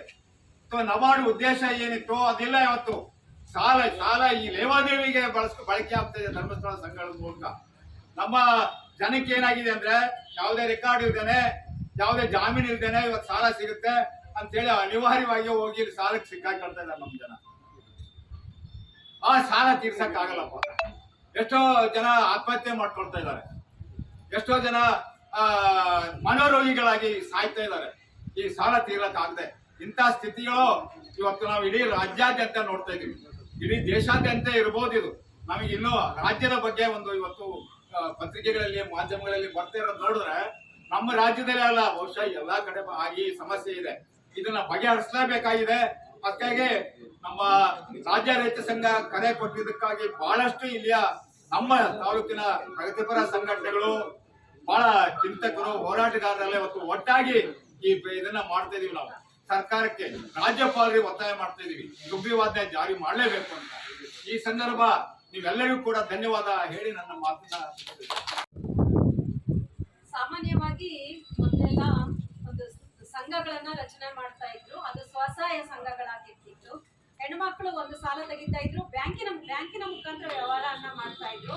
ಹಾಗೆ ಸ್ತ್ರೀ ಶಕ್ತಿ ಸಂಘಗಳು ಕೂಡ ಶುರು ಆಯ್ತು. ಸ್ತ್ರೀ ಶಕ್ತಿ ಸಂಘಗಳಲ್ಲಿ ಕೂಡ ವ್ಯವಹಾರಗಳು ಒಳ್ಳೆ ರೀತಿಯಿಂದಾನೇ ನಡೆಯಿತು. ಅದ್ರ ನಂತರ ಶುರು ಆಯ್ತು ನೋಡಿ, ಗ್ರಾಮೀಣ ಒಕ್ಕೂಟ ಅಂತೆ, ನವೋದಯ ಅಂತೆ, ಮತ್ತೆ ಇನ್ನು ಬೇರೆ ಬೇರೆ ಯಾವ್ದ್ಯಾವ್ದೋ ಸಂಘಗಳು ಮನೆ ಬಾಗಿಲಿಗೆ ಬಂದ್ಬಿಟ್ಟು ಹೆಣ್ಮಕ್ಳಿಗೆ ಸಂಘಗಳನ್ನ ರಚನೆ ಮಾಡುವಂಥದ್ದು. ಹಾಗೆ ಮನೆ ಬಾಗಿಲಿಗೆ ಬೆಳಗ್ಗೆ ಮುಂಚೆ ಹೆಣ್ಮಕ್ಳು ಮನೇಲಿ ತಿಂಡಿ ಮಾಡ್ತಾರ ಇಲ್ವೋ ಆ ಸಂಘಗಳಿಗೆ ಹೋಗುವಂಥದ್ದು. ಅವ್ರು ಎಲ್ಲಿದಾರೋ ಅವ್ರ ಮನೆ ಬಾಗಿಲಿಗೆ ಒಂದು 10 ಜನರಿಗೂ 15 ಜನರಿಗೆ ಸೇರಿಸುವಂಥದ್ದು, ಮತ್ತೆ ಅವರಿಗೆ ಸಾಲ ಕೊಡುವಂಥದ್ದು. ಅವರ ಯಾವುದೇ ಒಂದು ಹಿನ್ನೆಲೆಯನ್ನ ನೋಡದೆ ಅವರಿಗೆ ಸಾಲ ಕೊಡೋದು, ಫಸ್ಟಿಗೆ 1% ಬಡ್ಡಿ ಅಂತ ಹೇಳೋದು, ಆಮೇಲೆ ಅವರಿಗೆ ಗುತ್ತಿಗೆಗೆ ತಂದಿಡುವಂತ ಕೆಲಸವನ್ನ ಈ ಸಂಘಗಳು ಮನೆ ಬಾಗಿಲಿಗೆ ಬಂದು ಹೆಣ್ಮಕ್ಳು ಸಾಮಾನ್ಯವಾಗಿ ಬುದ್ಧಿವಂತರು, ಗಂಡ ಒಂದು 200 ರೂಪಾಯಿ ಕೊಟ್ರೆ ಅದರಲ್ಲೇ ಒಂದು 50 ರೂಪಾಯಿ ಉಳಿಸುವಂತ ಕೆಲಸವನ್ನ ಮಾಡ್ತಾ ಇದ್ರು. ಆದ್ರೆ ಈ ಸಂಘಗಳು ಮನೆ ಬಾಗಿಲಿಗೆ ಬಂದ್ಬಿಟ್ಟು ಹೆಣ್ಮಕ್ಳನ್ನ ಸಾಲಗಾರರನ್ನಾಗಿ ಮಾಡ್ಬಿಟ್ಟಿದೆ. ಯಾವುದೇ ಹೆಣ್ಮಕ್ಳು ನೋಡಿ ಒಂದು 5-10 ಸಂಘದಲ್ಲಿ ಇದ್ದಾರೆ, ಅವರು ಸಾಲಗಾರರಾಗ್ಬಿಟ್ಟಿದ್ದಾರೆ. ಸಾಲ ತೀರ್ಸಕ್ಕಾಗಲ್ಲ, ಏನ್ ಮಾಡ್ತಾರೆ, ಒಂದೇ ಸಮಸ್ಯೆಗಳನ್ನ ಮನೆಯಲ್ಲೇ ಒಂದು ಜಗಳಗಳು, ಮನೆಯಲ್ಲೇ ಒಂದು ಆತ್ಮಹತ್ಯೆಗಳು, ಈ ತರದೆಲ್ಲ ನಡೀತಾ ಇದೆ. ಸೊ ಇಂಥದ್ದೊಂದು ಸಮಸ್ಯೆಗಳು ಆಗ್ಬಾರ್ದು ಅಂತ ನನ್ನ ಒಂದು ಅನಿಸಿಕೆ. ಹಾಗೆ ರಾಜ್ಯಪಾಲರು ಕೂಡ ಇದಕ್ಕೆ ಹೆಣ್ಮಕ್ಳಿಗೆ ಸ್ಪಂದಿಸ್ಬೇಕು. ರಾಜ್ಯಪಾಲರ ಕಿವಿಗೆ ಬಹುಶಃ ಈ ಒಂದು ನೋವು ಮುಟ್ಟಿಲ್ಲ ಅಂತ ಅನ್ಸುತ್ತೆ ನನಗೆ. ಅವ್ರ ಕಿವಿಗೆ ಈ ಹೆಣ್ಮಕ್ಳ ನೋವು ಮುಟ್ಟಿದ್ರೆ ಬಹುಶಃ ಅವರು ಈ ಸುಗ್ರೀವಾಜ್ಞೆಗೆ ಒಂದು ಅಂಕಿತವನ್ನ ಕೊಡ್ತಾ ಇದ್ರು. ಅವರಿಗೆ ಬಹುಶಃ ಹೆಣ್ಮಕ್ಳ ನೋವು ಇನ್ನೂ ಕಿವಿಗೆ ತಾಗ್ಲಿಲ್ಲ ಇರ್ಬೋದು ಅಂತ ನನ್ನ ಮನವಿ. ಧನ್ಯವಾದಗಳು. ನಮಗೂ ಗೊತ್ತಿದ್ದ ಹಾಗೆ ಅನೇಕ ವರ್ಷಗಳಿಂದ ಇಂಥ ಸಮಸ್ಯೆಗಳು ಇತ್ತು. ಈ ಫೈನಾನ್ಸ್ ಮತ್ತು ಮೈಕ್ರೋ ಫೈನಾನ್ಸ್ ಅಥವಾ ಇತರ ಅನೇಕ ಫೈನಾನ್ಸ್ಗಳು ಏನಿದಾವೆ, ಜನರನ್ನ ಸುಲಿಗೆ ಮಾಡ್ತಕ್ಕಂಥ ಫೈನಾನ್ಸ್ಗಳು ಕೂಡ ಇಡೀ ರಾಜ್ಯಾದ್ಯಂತ ಎಲ್ಲವೂ ಕೂಡ ಇತ್ತು. ಸಾಕಷ್ಟು ಜನ ಈ ಫೈನಾನ್ಸ್ನ ವ್ಯವಸ್ಥೆಯಲ್ಲಿ ಹಣವನ್ನ ತೆಗೆದುಕೊಂಡು ಆತ್ಮಹತ್ಯೆಯನ್ನ ಮಾಡ್ಕೊಂಡಿರ್ತಕ್ಕಂಥದ್ದು ನಮ್ಗೆಲ್ಲರೂ ಕೂಡ ಗೊತ್ತಿದೆ. ಅದು ರೈತರಾಗಿರ್ಬೋದು, ಕೂಲಿ ಕಾರ್ಮಿಕರಾಗಿರ್ಬೋದು, ಸಣ್ಣ ಪುಟ್ಟ ವ್ಯವಹಾರಗಳನ್ನು ಮಾಡಿರ್ಬೋದು, ಆಮೇಲೆ ಹಳ್ಳಿಗಳಲ್ಲಿ ಸಣ್ಣ ಸಣ್ಣ ರೈತರು, ಆಮೇಲೆ ಅಲ್ಲಿನ ಏನು ನಮ್ಮ ಬಡ ಜನರು ಇದ್ದಾರೆ, ಬಡವರು ಇದ್ದಾರೆ, ಅವರನ್ನ ಹೋಗಿ ಅಪ್ರೋಚ್ ಮಾಡಿ ಅಲ್ಲಿ ಅವರಿಗೆ ಹಣವನ್ನ ಕೊಡ್ತಕ್ಕಂಥ ಈ ಮೈಕ್ರೋ ಫೈನಾನ್ಸ್ಗಳು ಮತ್ತು ಇತರ ಫೈನಾನ್ಸ್ಗಳು ಕೂಡ ಮಾಡಿದ್ದಾರೆ. ಹೀಗೆ ಅವರು ಒಬ್ಬ ವ್ಯಕ್ತಿಗೆ ಕೊಡೋದಲ್ಲದೇ ಸಹಿತ ಅಲ್ಲಿ ಗುಂಪುಗಾರಿಕೆಯನ್ನ ಮಾಡಿ ಒಂದು 8-10 ಜನರನ್ನು ಸೇರಿಸ್ಬಿಟ್ಟು ಅಲ್ಲಿ ಹಣವನ್ನು ಕೊಡ್ತಕ್ಕಂಥದ್ದು ಕೆಲಸ ಮಾಡ್ತಾ ಇದ್ದಾರೆ. ಅವರು ಕೊಡ್ಬೇಕಾದ್ರೆ ನೀವು ಹೇಳ್ದ ಹಾಗೆ ಅವರ ಭಾರಿ ನಾರ್ಮಲ್ ಆಗಿ ಹೇಳ್ತಾರೆ, ಭಾರಿ ಸೂಕ್ಷ್ಮವಾಗಿ ಹೇಳ್ತಾರೆ. ಏನಿಲ್ಲಪ್ಪ, ನೀವು ಒಂದು ಆಧಾರ್ ಕಾರ್ಡ್ ತಗೋಬಾ, ಆಮೇಲೆ ಒಂದು ಮನೆ ಇದನ್ನ ಫೋಟೋ ಬೇಕು, ಆಮೇಲೆ ನೀನು ಒಂದು ಕರೆಂಟ್ ಬಿಲ್ ಬೇಕು, ಇಷ್ಟೇ ಸಾಕು ನಿನಗೆ ಎಲ್ಲ ಫೈನಾನ್ಸ್ಗಳನ್ನ ನಾವು ಕೊಡ್ತೀವಿ ಅಂತ ಹೇಳಿ ಏಕಕಾಲಕ್ಕೆ ಫೈನಾನ್ಸ್ ಕೊಡ್ತಾರೆ. ಜನ ಏನ್ ಮಾಡ್ತಾ ಇದಾರೆ ಅಂತ ಹೇಳಿದ್ರೆ, ಪಾಪ ಸಮಸ್ಯೆಗಳು, ನೂರಾರು ಸಮಸ್ಯೆಗಳು ಕೂಡ ಇದೆ ಬಡವರಿಗೆ. ಅದು ಆರೋಗ್ಯ ಸಮಸ್ಯೆ ಇರ್ಬೋದು, ಆಮೇಲೆ ಮದುವೆ ಮಾಡ್ತಕ್ಕಂಥದ್ದು ಇರ್ಬೋದು, ಆಮೇಲೆ ಎಲ್ಲ ಶಾಲೆಗೆ ಸೇರ್ಸತಕ್ಕಂಥ ಇರ್ಬೋದು, ಹೀಗೆ ಅನೇಕ ಉದ್ಯೋಗ ಸಮಸ್ಯೆಗಳು ಇರ್ಬೋದು. ಈ ರೀತಿ ಸಮಸ್ಯೆಗಳಿಗೆ ಹಣವನ್ನ ತೆಗೆದುಕೊಂಡು ಹೋಗ್ತಾರೆ. ಆ ನಂತರ ಇವರು ಹೇಳ್ತಾ ಒಂದು ವಾರ ಬಡ್ಡಿ, ಆಮೇಲೆ ತಿಂಗಳ ಬಡ್ಡಿ, 15 ದಿನದ ಬಡ್ಡಿ, ಈ ರೀತಿ ಅವ್ರದೊಂದು ನಿಯಮ ಇಟ್ಕೊಂಡಿದ್ದಾರೆ. ವಾರದ ಬಡ್ಡಿ ಮತ್ತು 15 ಬಡ್ಡಿ, ದಿನದ ಬಡ್ಡಿ, ಈ ರೀತಿ ಬಡ್ಡಿಗಳನ್ನ ಹಾಕ್ತಕ್ಕಂಥದ್ದು ಕೆಲಸವನ್ನ ಮಾಡ್ತಾ ಇದ್ದಾರೆ. ಅವರು ವಾರದ ಬಡ್ಡಿ ನೀವು ಕೊಡ್ಲಿಲ್ಲ ಅಂತ ಹೇಳಿದ್ರೆ ಅವ್ರ ಮನೆಗಳಿಗೆ ಹೋಗ್ತಾರೆ. ಅವ್ರ ಮನೆಗಳಿಗೆ ಹೋಗಿ ಅವ್ರು ಕೂರ್ತಾರೆ. ಈ ವಾರ ಕೊಡ್ಲಿಲ್ಲ ಅಂತ ಅಂದ್ರೆ ಯಾವ ಕಾರಣಕ್ಕೂ ನಾನು ಹೋಗೋದಿಲ್ಲ, ಬೇಕೇ ಬೇಕು ಅಂತ ಹೇಳ್ತಾರೆ. ಪಾಪ ಅಲ್ಲಿರ್ತಕ್ಕಂಥ ಏನು ಕುಟುಂಬಸ್ಥರು ಏನ್ ಮಾಡ್ತಾರೆ, ಅವರು ಮರ್ಯಾದೆ ಹಂಚಿ ಅಕ್ಕಪಕ್ಕದವ್ರು ನೋಡ್ತಾರೆ, ಅಕ್ಕಪಕ್ಕದವ್ರು ನಮ್ಮನ್ನ ನೋಡಿ ಹೇಳಿಸ್ತಾರೆ, ಅಕ್ಕಪಕ್ಕದವ್ರು ನಮ್ಮನ್ನ ಏನಪ್ಪಾ ಇವರು ಹಣವನ್ನು ತಗೊಂಡು ಅವ್ರಿಗೆ ಕೊಡ್ಲಿಲ್ಲ ಅಂತ ಹೇಳ್ತಾರೆ. ಹಾಗಾಗಿ ಅವ್ರಿದ್ದ ಮನೇಲಿ ಇದ್ದಿರ್ತಕ್ಕಂಥ ವಸ್ತುಗಳನ್ನ ಸಹಿತ ತಗೊಂಡೋಗಿ ಬಂಗಾರನಾದ್ರು ಇನ್ನೇನ ತಗೊಂಡುಕೊಂಡು ಹೋಗಿ ಕಟ್ತಾರೆ. ಆದ್ರೂ ಕೂಡ ಅದೆಲ್ಲ ಮಾಡಿದ್ರು ಕೂಡ ಸಾಲ ಇರೋದಿಲ್ಲ, ಅದು ತೀರ್ಸಕ್ ಬಿಡೋಲ್ಲ ಇವರು. ಈ ಫೈನಾನ್ಸ್ ನವರು ಮತ್ತು ಮೈಕ್ರೋ ಫೈನಾನ್ಸ್ ನವರು ಏನ್ ಮಾಡ್ತಾರೆ ಅಂದ್ರೆ ತೀರಕ್ ಬಿಡಲ್ಲ, ಬಡ್ಡಿ ಮರಿ ಬಡ್ಡಿ ಹಾಕ್ತಾರೆ, ಮತ್ತೆ ಮತ್ತೊಂದು ಮರ ಹೋಗ್ತಾರೆ, ಇರಲ್ಲ ಅವ್ರ ಹತ್ರ ಕಟ್ಟಾಕಿರೋದಿಲ್ಲ, ಅವ್ರು ವಾಪಸ್ ಬರ್ತಾರೆ. ಆಮೇಲೆ ಅದಕ್ಕೆ ಚಕ್ರ ಬಡ್ಡಿ, ಈ ರೀತಿ ಬಡ್ಡಿಗಳನ್ನ ಹಾಕ್ತಾರೆ. ಹೇಗೆ ಅಂತ ಹೇಳಿದ್ರೆ, ಅವ್ರು ಇಲ್ಲಿಂದ ಸಾಗರದಿಂದ ಬಂದ್ರೆ ಸಾಗರದಿಂದ ಅವ್ರ ಪೆಟ್ರೋಲ್ ಚಾರ್ಜು, ಊಟದ ಚಾರ್ಜು, ಆಮೇಲೆ ಅವ್ರ ಟೀ ಚಾರ್ಜು, ಆಮೇಲೆ ಎಲ್ಲರೂ ಬಾತ್ರೂಮ್ ಚಾರ್ಜು, ಇವೆಲ್ಲವೂ ಕೂಡ ಚಾರ್ಜ್ ಅನ್ನ ಅವ್ರ ತಲೆ ಮೇಲೆ ಹಾಕ್ತಾರೆ. ಇಂಥ ಪರಿಸ್ಥಿತಿಯಲ್ಲಿ ಈ ಮೈಕ್ರೋ ಫೈನಾನ್ಸ್ ಮತ್ತು ಇತರ ಫೈನಾನ್ಸ್ಗಳ ದಬ್ಬಾಳಿಕೆ ಇಡೀ ಕರ್ನಾಟಕದಲ್ಲಿ ಹೆಚ್ಚಾಗಿತ್ತು. ಆದ್ರಿಂದ ಇವತ್ತು ಕರ್ನಾಟಕ ಸರ್ಕಾರ ಕರ್ನಾಟಕದಲ್ಲಿ ಅನೇಕ ಈ ರೀತಿ ಮೈಕ್ರೋ ಫೈನಾನ್ಸ್ ಬಗ್ಗೆ ಸಾಕಷ್ಟು ವಿಚಾರಗಳು ಸರ್ಕಾರಕ್ಕೆ ಮುಟ್ಟಿತ್ತು. ಈ ಫೈನಾನ್ಸ್ ಅವರು ಈ ರೀತಿ ಅನ್ಯಾಯ ಮಾಡ್ತಾ ಇದ್ದಾರೆ, ಜನರಿಗೆ ತೊಂದರೆ ಆಗ್ತಾ ಇದೆ, ಜನರು ಸಾವು ನೋವಲ್ಲಿ ಇದು ಮಾಡ್ತಾ ಇದ್ದಾರೆ, ಊರು ಬಿಟ್ಟು ಹೋಗ್ತಾ ಇದ್ದಾರೆ ಅಂತಕ್ಕಂಥದ್ದು ಸರ್ಕಾರದ ಗಮನಕ್ಕೆ ಬಂದ ಮೇಲೆ ಸರ್ಕಾರಗಳು ಮತ್ತು ಆಮೇಲೆ ಇಡೀ ರಾಜ್ಯಾದ್ಯಂತ ಹೋರಾಟಗಳು ನಡೀತು. ಎಲ್ಲಾ ಸಂಘ ಸಂಸ್ಥೆಯವರು, ರೈತ ಸಂಘ, ಅನೇಕ ಸಂಘ ಸಂಸ್ಥೆಯವರು ಕೂಡ ಸರ್ಕಾರಕ್ಕೆ ಮನವಿಯನ್ನ ಕೊಟ್ಟಿದ್ರು. ಆ ಕಾರಣಕ್ಕಾಗಿ ಇವತ್ತು ಸರ್ಕಾರ ಒಂದು ಇದನ್ನ ತಗೊಂಡು ಈ ಮೈಕ್ರೋ ಫೈನಾನ್ಸ್ ಅವರು ಈ ತರದ ದಬ್ಬಾಳಿಕೆಯನ್ನ ನಿಯಂತ್ರಣ ಮಾಡಲೇಬೇಕು, ಇಲ್ಲ ಅಂತ ಅಂದ್ರೆ ನಮ್ಮ ಜನ ಬಡವರು ಸಾಯ್ತಾರೆ ಅಂತಕ್ಕಂಥದ್ದನ್ನ ಒಂದು ನಿರ್ಧಾರವನ್ನ ತಗೊಂಡು ಸಚಿವ ಸಂಪುಟದಲ್ಲಿ ಇಟ್ಟು ಅದನ್ನ ಪಾಸ್ ಮಾಡಿ ಸುಗ್ರೀವಾಜ್ಞೆ ತರ್ತಕ್ಕಂಥ ಕೆಲಸವನ್ನ ಮಾಡಬೇಕು ಅಂತ ಹೇಳಿ ಜಾರಿಗೆ ತಂದ್ರು. ಆದ್ರೆ ಇವತ್ತು ರಾಜ್ಯಪಾಲರು ಅದನ್ನ ಅಂಗೀಕಾರ ಮಾಡಿದರೆ ಅದನ್ನ ಸೈಡ್ ಆಗ್ತಾರೆ, ಇವತ್ತು ವಾಪಸ್ ಕಳಿಸ್ತಕ್ಕಂತ ಕೆಲಸವನ್ನ ಇವತ್ತು ಮಾಡಿದ್ದಾರೆ. ಆದ್ರೆ ರಾಜ್ಯಪಾಲರೇ, ನಮ್ಮ ರಾಜ್ಯದಲ್ಲಿ ಅಥವಾ ನಿಮ್ಮ ರಾಜ್ಯದಲ್ಲಿ ಇಡೀ ದೇಶದಲ್ಲಿ ಈ ತರದ ಬಡವರ ಸಮಸ್ಯೆ ಇದೆ. ಆದ್ರೆ ನೀವು ಯಾಕೆ ಹಾಕಲ್ಲ ಗೊತ್ತಿಲ್ಲ. ಆದ್ರೆ ನಾವು ಬಡವರ ಸಮಸ್ಯೆಗಳನ್ನ ಆಲಿಸ್ಬೇಕು, ಬಡವರ ಸಮಸ್ಯೆಗಳನ್ನ ತಿಳ್ಕೊಳ್ಬೇಕು, ಬಡವರದ ಏನೇನೋ ಅವರ ಸಮಸ್ಯೆಗಳು ಏನಿದೆ ಅಂತ ತಿಳ್ಕೊಂಡು ನೀವು ಅಂಕಿತವನ್ನ ಹಾಕ್ತಕ್ಕಂಥ ಕೆಲಸ ಮಾಡ್ಬೇಕು. ಇಲ್ಲ ಅಂತ ಹೇಳಿದ್ರೆ ನೀವು ಸುಮ್ಮನೆ ಯಾವ್ದೋ ಪಕ್ಷಕ್ಕೆ ವಾಲಿ, ಯಾವ್ದೋ ಪಕ್ಷದವ್ರು ಅಂತ ಹೇಳ್ತಾರೆ ಅಂತ ಹೇಳ್ಬಿಟ್ಟು ನೀವು ಹಾಕ್ತಾ ಇರ್ತಕ್ಕಂಥ ನಾವು ಅನುಮಾನ ಪಡ್ಬೇಕಾಗತ್ತೆ. ಯಾಕಂತ ಹೇಳಿದ್ರೆ ನೀವು ರಾಜ್ಯಪಾಲರಾಗಿದ್ದು ಬೇರೆ ಬೇರೆ ಪಕ್ಷದ ವತಿಯಿಂದ ರಾಜ್ಯಪಾಲರಾಗಿದ್ದೀರಿ. ಹಾಗೆ ಅವ್ರೇನಾದ್ರು ನಿಮಗೆ ಹಾಕ್ಬಾರ್ರಿ ಅಂತ ಹೇಳಿದ್ರೆ ಗೊತ್ತಿಲ್ಲ, ಅದಕ್ಕೂ ಕೂಡ ನಾವು ಅನುಮಾನವನ್ನು ಪಡ್ಬೇಕಾಗತ್ತೆ. ಕೇಂದ್ರ ಸರ್ಕಾರ ಒಂದು ಯೋಜನೆ ಅಂತ ಅಂತಾರೆ. ಈಗೇನು ನಮ್ಮ ಈ ಕುಶಲ ಕಾರ್ಮಿಕರಿಗೆ ಈ ಏನು ಕಾರ್ಮಿಕರ ಏನು ಇದೆ ಅದಲ್ಲ ವಿಶ್ವಕರ್ಮ ಯೋಜನೆ, ನಿಮ್ಗೆ ಗೊತ್ತಿದ್ದ ವಿಶ್ವಕರ್ಮ ಯೋಜನೆಯನ್ನ ತಂದ್ರು. ಆ ಯೋಜನೆಯನ್ನ ತಂದು ಎಲ್ಲರೂ ಕೂಡ ಟ್ರೈನಿಂಗ್ ಮಾಡ್ಬೇಕು ಅಂತ ಹೇಳಿದ್ರು. ಸ್ವಯಂ ಉದ್ಯೋಗದ ಟ್ರೈನಿಂಗ್ ಅಂತ ಎಲ್ಲರೂ ಕೂಡ ಮಾಡ್ಬೇಕು. ಶಿವಮೊಗ್ಗ, ಸಾಗರ ಅನೇಕ ಬ್ರಾಂಚ್ಗಳನ್ನ ಮಾಡಿದ್ರು. ಆದ್ರೆ ಬ್ರಾಂಚ್ ಮಾಡಿ ಅವರನ್ನ ಟ್ರೈನಿಂಗ್ಗೆ ಹೋಗಿ ಆನಂತರ ನಿಮಗೆ ಯಾವುದೇ ರೀತಿಯ ಇದನ್ನ ಏನು ಬ್ಯಾಂಕಿಗೆ ಹೋದ್ರೆ ನಿಮ್ಗೆ ಕೊಡ್ತಾರೆ, ತಕ್ಷಣ ಸರ್ಟಿಫಿಕೇಟ್ ತಗೊಂಡೋಗಿ ಕೊಡ್ತಾರೆ ಅಂತಕ್ಕಂಥ ಮಾತನ್ನು ಕೂಡ ಅವ್ರು ಹೇಳಿದಾಗ ಇವತ್ತು ಎಲ್ಲರೂ ಕೂಡ ಆ ಸರ್ಟಿಫಿಕೇಟ್ ತಗೊಂಡು ಹೋದ್ರೆ ಬ್ಯಾಂಕ್ ನಲ್ಲಿ ಇಲ್ಲ, ನಿಮ್ ಸಿವಿಲ್ ಬರಲಿಲ್ಲ, ಸಾಲ ಇದೆ ಹಾಗೆ ಅಂತ ಹೇಳ್ತಾರೆ. ಅದು ಕೇಂದ್ರ ಸರ್ಕಾರ ಏನ್ ಹೇಳ್ತಪ್ಪ ಅಂತ ಹೇಳಿದ್ರೆ ಯಾವುದೇ ಕಂಡೀಷನ್ ಇಲ್ಲ, ಇದ್ರೆ ನಿಮ್ಗೆ 1 ಲಕ್ಷ ರೂಪಾಯಿ ಕೊಡ್ತಾರೆ ಅಂತ ಹೇಳಿ ಇವೆಲ್ಲವೂ ಕೂಡ ಇರೋದ್ರಿಂದ ಜನರಿಗೆ ಕೆಲಸ ಮಾಡಿದ್ರೆ ಯಾವುದೇ ರೀತಿಯಲ್ಲಿ ಸೌಲಭ್ಯ ಸಿಗ್ತಾ ಇಲ್ಲ. ಈಗೆಲ್ಲ ಹಿರಿಯರೆಲ್ಲ ಏನು ಮೈಕ್ರೋ ಫೈನಾನ್ಸ್ ದಂಧೆಗಳು ಯಾವ ರೀತಿ ಇದೆ, ಮೈಕ್ರೋ ಫೈನಾನ್ಸ್ ಕಂಪ್ನಿಯಲ್ಲಿ ಕೆಲಸ ಮಾಡ್ತಕ್ಕಂಥವ್ರು ಅವ್ರಿಗೆ ಮನುಷ್ಯತ್ವ ಇದೆಯೋ ಇಲ್ಲೋ ಅನ್ನೋ ಪ್ರಶ್ನೆ ಇಲ್ಲಿದೆ. ಅವರು ಅಲ್ಲಿ ಫೈನಾನ್ಸ್ ಅಲ್ಲಿ ಕೆಲಸ ಮಾಡಕ್ ಬಂದಿರ್ತಕ್ಕಂಥವ್ರು ಗುಂಡಗಳಾಗಿ ಗುಂಡಾ ಪ್ರವೃತ್ತಿಯನ್ನ ಪ್ರದರ್ಶನ ಮಾಡ್ತಕ್ಕಂಥ, ಬಡವರನ್ನ ರಕ್ತ ಹೀರ್ತಕ್ಕಂಥ ಕೆಲಸಕ್ಕೆ ನೇಮಕ ಮಾಡಿರ್ತಕ್ಕಂಥದ್ದು ಈ ಮೈಕ್ರೋ ಫೈನಾನ್ಸ್. ಎಲ್ಲೋ ಒಂದ್ ಕಡೆ ಡೆಲ್ಲಿಯಲ್ಲಿ ಕುತ್ಕೊಂಡು ಇಲ್ಲಿ ಸಾಗರ ತಾಲೂಕು ಅಥವಾ ಸೊರಬ ತಾಲೂಕು ಅಥವಾ ಹೊಸದಾಗಿ ತಾಲೂಕಲ್ಲಿ ಆಟ ಆಡ್ತಕ್ಕಂಥ ಒಂದು ವ್ಯವಸ್ಥೆ ಇದೆ. ಇಲ್ಲಿ ನಾನೇ ನೋಡ್ದಂಗೆ ಈಗೆಲ್ಲರೂ ಹೇಳ್ದಾಗೆ ಇಲ್ಲಿ ಒಂದು ಸಮಸ್ಯೆ ಇದೆ. ಈ ರಾಜ್ಯ ಸರ್ಕಾರದ ಸಿದ್ದರಾಮಯ್ಯನವರು ಇಂಥ ತೀರ ಕನಿಷ್ಠ ಮಟ್ಟದ ಬಡ ಜನತೆ ಪರವಾಗಿ ಒಂದು ಸುಗ್ರೀವಾಜ್ಞೆಯನ್ನು ಹೊರಡಿಸ್ತಾರೆ. ಆಮೇಲೆ ಅದೇ ಸುಗ್ರೀವಾಜ್ಞೆಗೆ ವಾಪಸ್ ಕಳಿಸ್ತಕ್ಕಂಥ ಒಬ್ಬ ಮಾರ್ವಾಡಿ ಶೈಲಿಯ ಉತ್ತರ ಭಾರತದ ಒಬ್ಬ ರಾಜ್ಯಪಾಲ ಈ ರಾಜ್ಯಕ್ಕೆ ಬಂದು ಅದನ್ನೇ ವಾಪಸ್ ಕಳಿಸ್ತಾರೆ. ವ್ಯತ್ಯಾಸ ಇಷ್ಟೇ ಇದೆ, ಒಬ್ಬನು ಉಳ್ಳವನು ಒಬ್ಬನು ಇಲ್ದವನು ಪರಿಸ್ಥಿತಿ ಹೇಗಿರುತ್ತೆ ಅನ್ನೋದಕ್ಕೆ ನಮ್ಮ ಸಿದ್ದರಾಮಯ್ಯನವರು ಹಿಂದೂ ಕೂಡ ಅವರು ಮೊದಲನೇ ಬಾರಿ ಮುಖ್ಯಮಂತ್ರಿ ಆದಾಗ ಜನರ ಪರವಾಗಿ ಈ ಕೆಲಸ ಮಾಡಿದ್ರು, ಈಗಲೂ ಕೂಡ ಕೆಲಸ ಮಾಡ್ತಿದ್ದಾರೆ.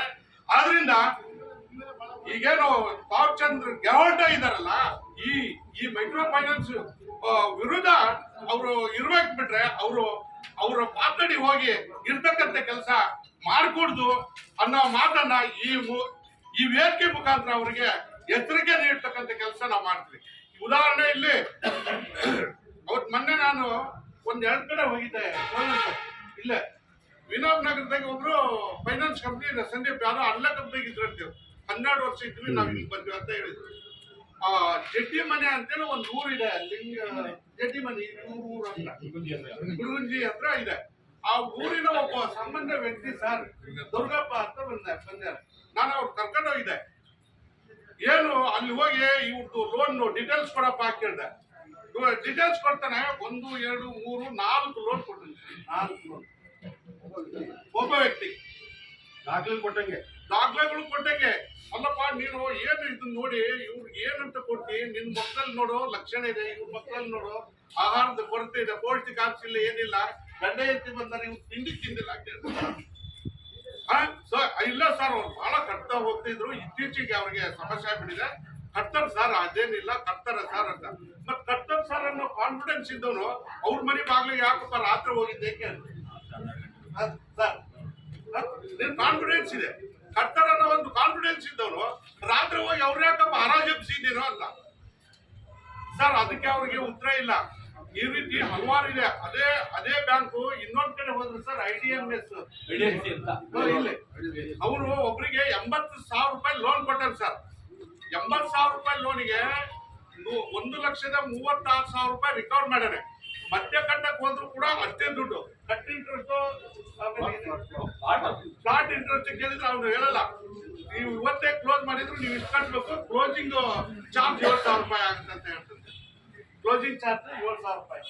ಈ ಟೈಪ್ ಹಲವಾರು ರೀತಿಯ ಜನಸಾಮಾನ್ಯರಿಗೆ ನಮ್ಮ ಸೋದರಿ ಹೇಳ್ದಾಗೆ ಏನು ಗೊತ್ತಿಲ್ಲ, ಅವ್ರಿಗೆ ಏನಪ್ಪ ದುಡ್ಡು ಸಿಗುತ್ತೆ ಅಂದವ್ರಿಗೆ, ಅವ್ರಿಗೆ ನಾನ್ ಕೇಳಿದವ್ರಿಗೆ ಸೋರ್ಸ್ ಆಫ್ ಇನ್ಕಮ್ ಅವ್ರದ್ದು ಏನಿದೆ, ನೀವು ಕೊಡೋ ಲೋನ್ ಕೊಡೋದು ಪರವಾಗಿಲ್ಲ, ಕೊಟ್ಬಿಡೋ.